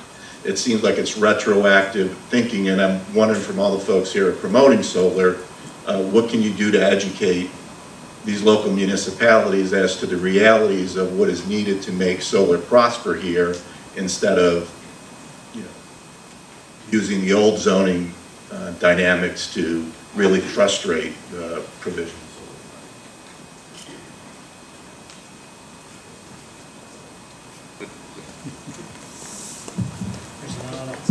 Stump the panel. Usually in my presentations, I try and tell landowners that another one of their responsibilities, I mean, now that they're overwhelmed by everything that's happening associated with a potential lease, is to make sure that they sit on the committee, they work with the local government to develop reasonable regulations. We all know that some regulations are not reasonable, and there may be unintended consequences or intended consequences associated with what's adopted by local governments. So they have a lot of authority under home rule. And you know, if we continue to put up roadblocks so that these types of facilities can't be located within the state, then all the state is going to do, I would assume, I don't have a crystal ball, is that they start looking at 10 megawatt facilities. And if they do that, then that's regulated by public service and as part of Article 10. So if you want to keep control locally, try and find ways to work with landowners so that this can be a reality. We've dealt with a lot of these issues with wind and solar on farms. And I guess beauty is in the eye of the beholder. Not everybody likes the way they look, and everybody has a different opinion about all types of issues. But this is something that we have to come to grips with in the future if we want clean energy and we want a dependable, renewable resource. That's my 2 cents. Hi, I'm Doug Bloomfield. I'm the town supervisor in Goshen, New York. We are proposing in the very near future, in fact, a week from tonight, we're going to go through our local law with the public.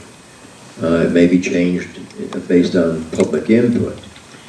One of the things that I was most interested in hearing tonight was from the attorney, because I had a man and his wife come into my office a couple of weeks ago, and I don't know the name of the solar company, but they promised them the world. They signed a document very comparable to the one you're talking about tonight. They're in their 80s. One of them is very, very, very ill. I'll just leave it at that.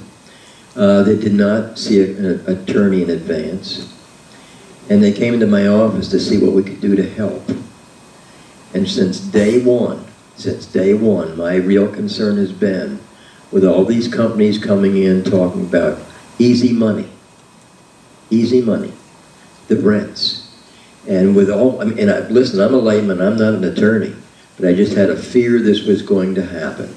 And so I'm very concerned about this particular person. He's hired lawyers, he has a beautiful farm, and his children are going to want to use that property in the future. And I don't think they'll be able to. This is a real tragedy. And what we do is we, in this kind of thing, jump at the easy money without knowing what we're doing. So I'm glad tonight that I finally heard from an attorney talking about it, and Doctor from you tonight also about subdividing property off. But all of the tenants' rights, I was unaware of all that. So thank you for that. So I'm going to encourage all the people in our community to make sure you get a good attorney. You have the team you're talking about, the assessor, the attorney, et cetera, so that you don't fall into this hole. Thank you.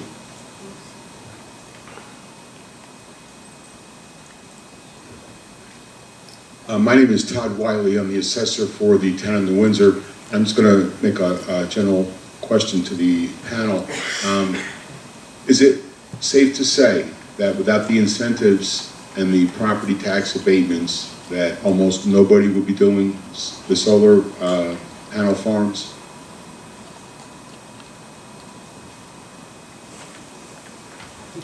Anybody?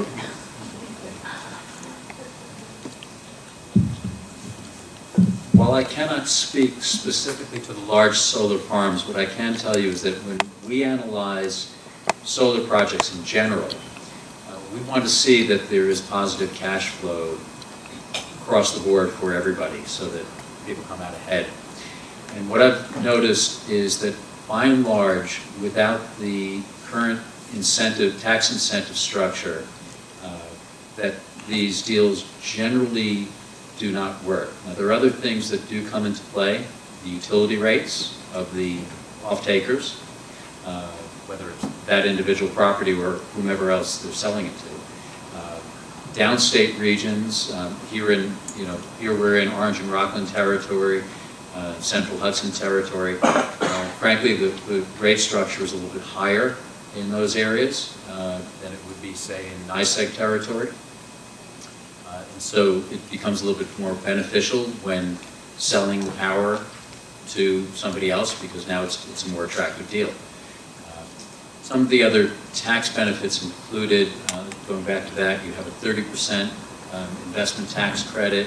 And you also have depreciation benefits that go beyond that.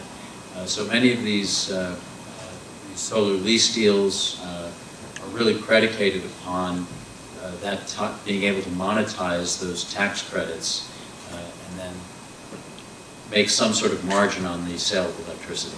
So you need to have the combination of cost-effective utility rates and the tax benefits to make the deal really work. And what are some of the thoughts about the evolving technology with these solar panels? I mean, they've dropped in price dramatically in recent years, but there's also has to be some concern that there could be a far superior solar panel 3 years from now, 8 years from now, and people, companies are thinking a 25, 30-year life on the solar panels of today. I'm just curious as to what some of the discussions are, the people that live and breathe this stuff, as to, how they're going to address the, technology changes over the next 20, 30 years.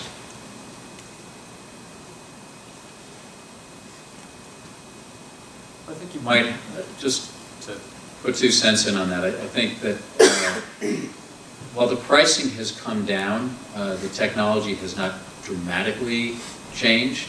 I think Dave mentioned thin film solar. That and those of you in the room may remember the name Solindra.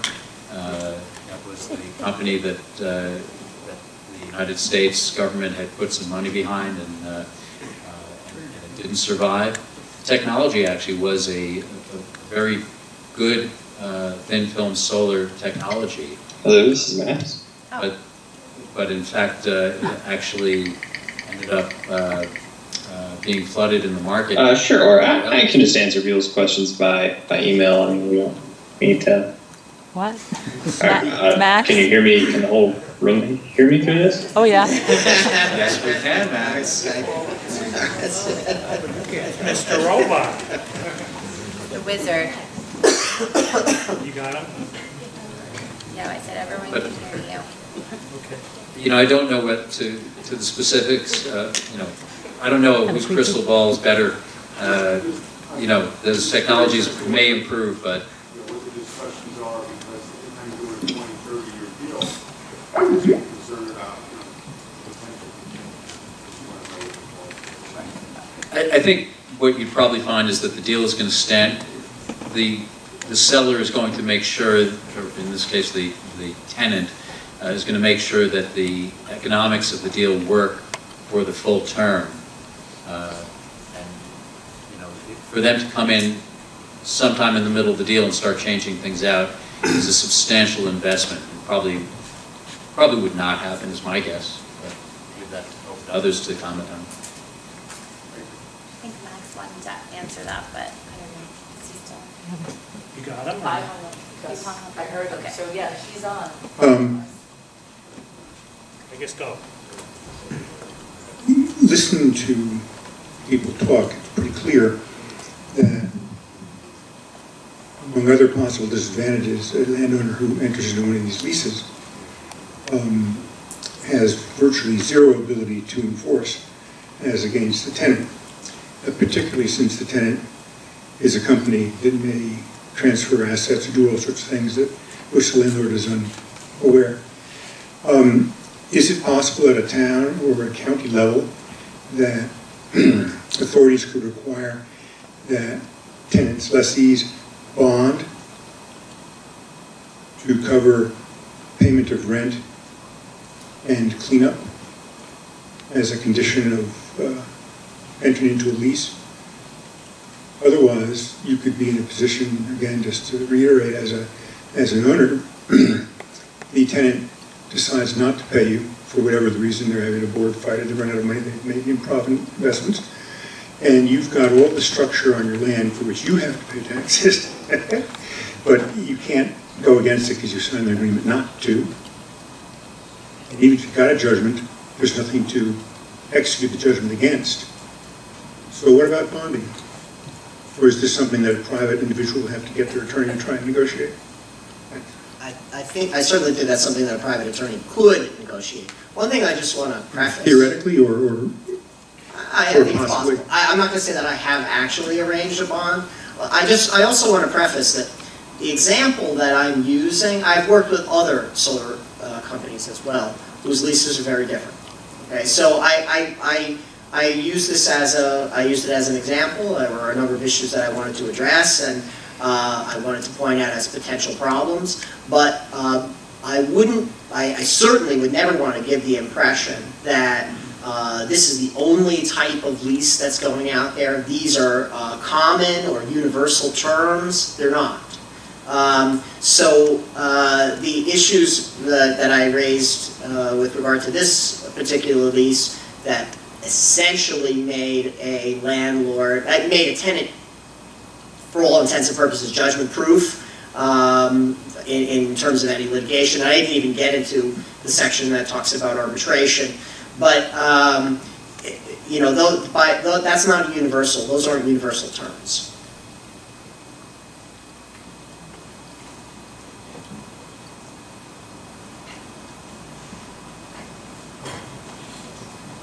A question to the assessor and then to the attorney. Pilot programs. Are there any examples of how they're assessing or applying the tax rate over the 15-year period? In our town, we're thinking about it, and we're thinking maybe the first year it's free, the next 2 years 5%, next 2 years after that 10%, so on until you reach year 16 where you're at 100%. Anything around that'll help us that way? No, not yet. I'm glad to hear that you have something coming up. I did reach out to a lot of assessors in Orange, Dutchess, Ulster, Sullivan, Putnam, Westchester, and Rockland for an example, and I got nothing. I reached out to my executive board across New York State, and I got nothing. So I have not yet seen anything in writing for the potential of the pilot. I've been encouraging any municipalities and school districts that I talk to, though, to put something in writing, one for the assessor to use, and what the trigger point, if there is going to be one, is going to be for when the pilot actually engages. What size project or what dollar amount project would actually trigger a pilot, because in many cases the municipalities don't want to go after the small residential homeowner who has a dozen panels on their roof, but they are more interested in the 2 megawatt projects. Well, I spoke with state attorney's office, and I was told that if you're going to do a pilot, it's one for all for one. You can't segregate with the one-family dwelling or the 2 megawatt system. You can't spot pilot, which would be kind of what you're doing, but you can have a trigger point in that pilot. For example, I have a homeowner who put a solar panel on his shed for a light, and how could I do a pilot on that? it would be pennies. I'd waste a stamp sending them a bill. So what I've heard is that there's going to be a trigger point of anything over X number of kilowatts, 100 kilowatts or something like that, will be engaged for the pilot, and anything and everything over that 100 will be, whether it's commercial, residential, industrial, or otherwise. On the attorney side, decommissioning. In my research and drafting what we put together in our town, I reached out to Utah, given a couple of horror stories where something that's been around for about 15 years was eventually abandoned. But this was and I don't remember exactly, 20 or 25 megawatt system on 100 acres of a 1,000-acre farm. And what had happened is the farmer subdivided by deed his 100 acres and created LLC, Farmer Jones LLC B. And the solar owner, operator, created an LLC for that particular 20, 25 megawatt system. And that, when it came time to upgrade it, fix it up, a combination of the solar panels that they used originally were no longer available and couldn't be made to fit their system. They'd have to redesign the system. Plus the fact that the public utility in the state was reducing the credits they were going to get by over a few years by 50%. They abandoned the bloody thing. The LLC was dissolved, filed for bankruptcy. Both LLCs were dissolved, filed for bankruptcy. So we put together a decommissioning system that's going to require X dollars in the way of escrow that's going to exist for the life of the system. And research further indicated there isn't going to be a bonding company alive that's going to give you full bonding for that, so that you would need a combination of cash, letter of credit, and bonds in order to accommodate any abandonment, so that if the town gets stuck or the county or the state gets stuck having to clean it up, they'll have sufficient funds to do it. Have you dealt with anything like that yet? No. I really think what you're pointing to is a very interdisciplinary type of approach, and I think that's what's necessary. I think that there has to be, as John had said before, we need to have municipalities, the state government, as well as local owners addressing these types of issues in a comprehensive fashion. And I don't think, as someone who's generally representing individual landowners, that's something that's really beyond their ken. I mean, that's not something that most landowners would have the ability to negotiate something of that sort of size. So I really do think that that's a proper role for government. I would certainly support that idea. I think that is a very big issue. I mean, it's something I did touch on, the notion of unaccountability, that there are ways to draft the leases to place the tenant in such a position that they are basically unaccountable. And that's something that I think that, for myself as an attorney representing a landowner, I have to make sure that my client is protected. But in some of these circumstances, we're not even talking about the individual client, we're really talking about the community at large. Because after 40 years, my client, many of my clients are expecting that that the system's gonna outlive them. Yeah, my name's Leo Wigman. I'm a former mayor of the village of Croton-on-Hudson in Westchester County, so I'm very sympathetic to the questions that have come up, particularly from the assessors and attorneys. And I also co-own a small solar company, and one of our potential clients is a landowner in Sullivan County, and he asked me to ask the following question, but I'll frame it in a way that I think is the way it should be said in this room, not the way he told it to me on the phone. Given that we're having a lot of documents arriving, whether they're 37-page single-space leases, such as we were reviewing earlier, from other parts of the country, and presented to us, is there a way, and that's why I'm so excited by what Betta was talking about, for those of us who live here to be part of the development process for our own clean energy. And that goes back to this community shared solar concepts and some of these other local initiatives that are being enabled by the Reforming Energy Vision of rolling out. And the Public Service Commission, I guess, met today and made some initial rulings as well. So those are all good things. One of the things, because our regulatory environment in New York State is being continually evolving, every 3 minutes we have new rulings from the Public Service Commission. One of the clauses I've seen in power purchase agreements from one of the big players being proposed for municipal sites in New York State is a clause which basically places the risk of any changes in state regulation that would affect the monetary value of the production to be borne by the landlord in this case and not by the tenant. So that's another clause that's relatively new.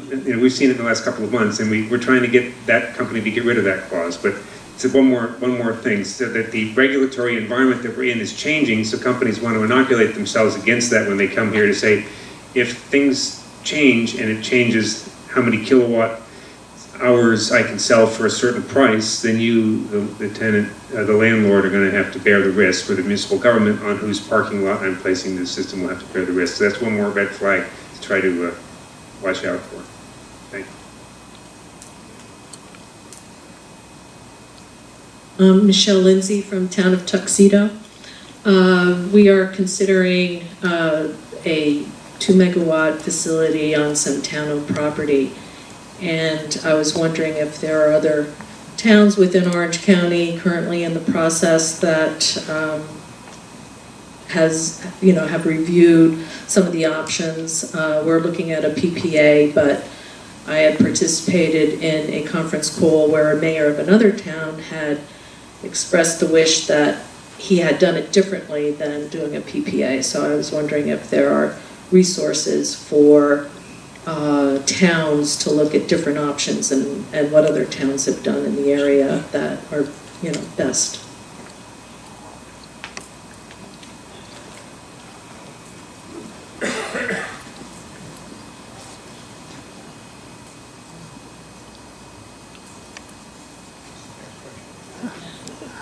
No takers on this one.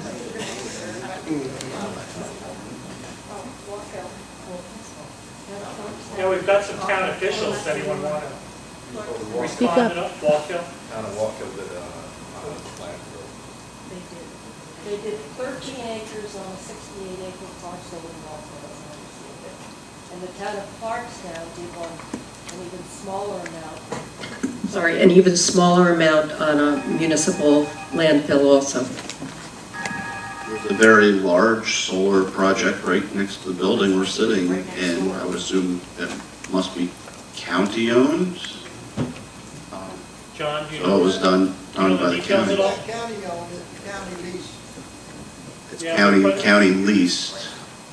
So the county Solar doesn't. City's next door here. It's a county property. We have a power purchase agreement with them. I think that the installation's complete, John? Yes. Or are they close to County complete? lease of land to fund the power. It's complete? Okay. Yeah, and there are a number of, sorry, Michelle, I was just gonna say, there are a number of projects that are sort of in the works in Ulster County, and the Ulster County Climate Smart Commission is working on bringing those municipal officials together so they can strategize and look at different models. I know NYSERDA has some resources, so if you want, I can connect with you after and provide the resources that we've put together in Ulster. But this is, very new for a lot of towns. I think it's great that Tuxedo is exploring the options and would love to help in whatever way I can. That would be great. Is there a similar setup in Orange County? Not to my knowledge, Kate, there's no coordinated effort in Orange County. Got the couple, 3 case examples. There may be one other example in Wappingers Falls, I believe, as well. One thing to mention is that municipalities generally often get their power directly from NYPA, New York Power Authority, and so you may want to reach out to NYPA directly to see what resources they can offer. If I could also add, only because we've opened the topic of municipalities, and I'm going to throw not-for-profit in under that same cover. Unless the municipality or the not-for-profit actually purchases the solar panels, they are taxable to the municipality or the not-for-profit. Of course, if the exemption is still available, they can apply to their local assessor for the exemption and then have an exemption for 15 years. But leased panels cannot be tax exempt to the municipality.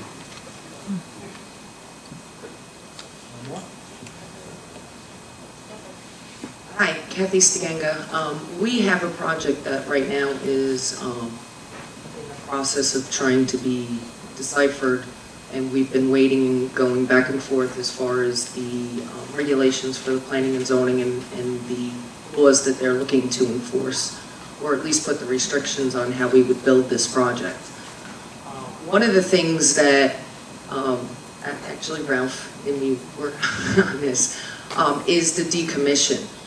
I actually negotiated with our company the decommission where they will put money aside and so forth, and every 5 years it has to be recalculated for the cost, for what it would cost to decommission it and so forth. But my concern is that as a former elected official and now as the landowner looking to do this, is that letting the towns or governments try and put bonding and so forth, which they've already shown may or may not be possible, is the responsibility really comes down on the landowner and us with the attorneys and our contracts and so forth and so on. But how can a town jump into a personal contract to regulate that type of bonding with the homeowner and so forth? I actually have a 60-day clause that we get notified on everything. So anything changes in any of the contracts and the insurance and their, taxes on the payments, on anything that it is, they have to notify us in writing, and I made sure that was very clear so that we don't wait until the day something's going to be canceled or, turned away and so forth. We actually have the knowledge and we could call in with however they're doing, we can call in that money if they decide they're going to go bankrupt or they're not going to do anything and so forth. But my understanding that it's private property, so in the event that, say, a company did go bankrupt and they walked away from a project and so forth, isn't it still the responsibility of the landowner? And wouldn't we have to actually turn that property over to a government in order for them to actually do this decommission and to decide that they're going to be pulling all this stuff off of private property?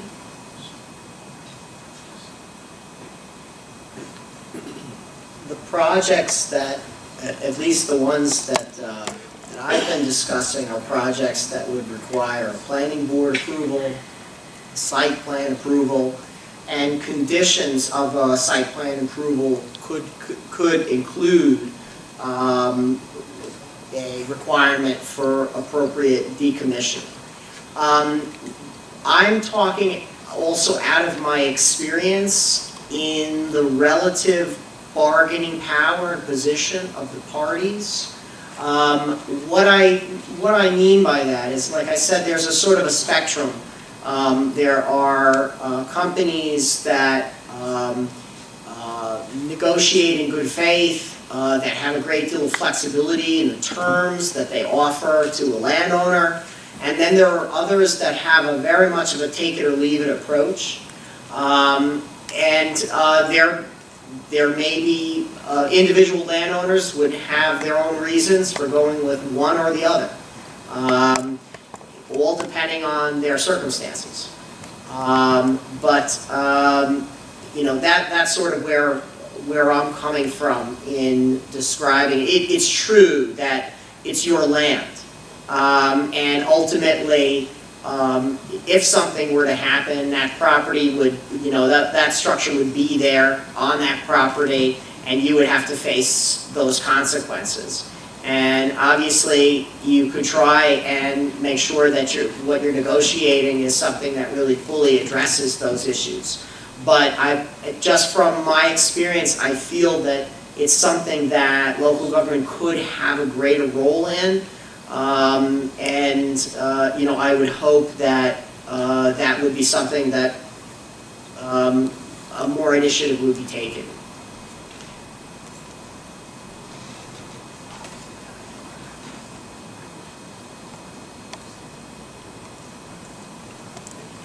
Any last call here for burning question? Otherwise, let's thank the panel for participating. I give them a round of applause. I'd like to thank Mary Ulrich and Rose Baglia from Crop Extension and Kate Schmidt from the Planning Department to organize this. Speakers have agreed to linger a little bit if you want to corner them. There are materials out the back, and Kate has the credit if you're a planning or zoning official and want the credit hours. And since you arrived, if you're a landowner, sorry, there's a list of your assessors and otherwise in the back too, if you need that, emails and whatnot. All right, enjoy the evening.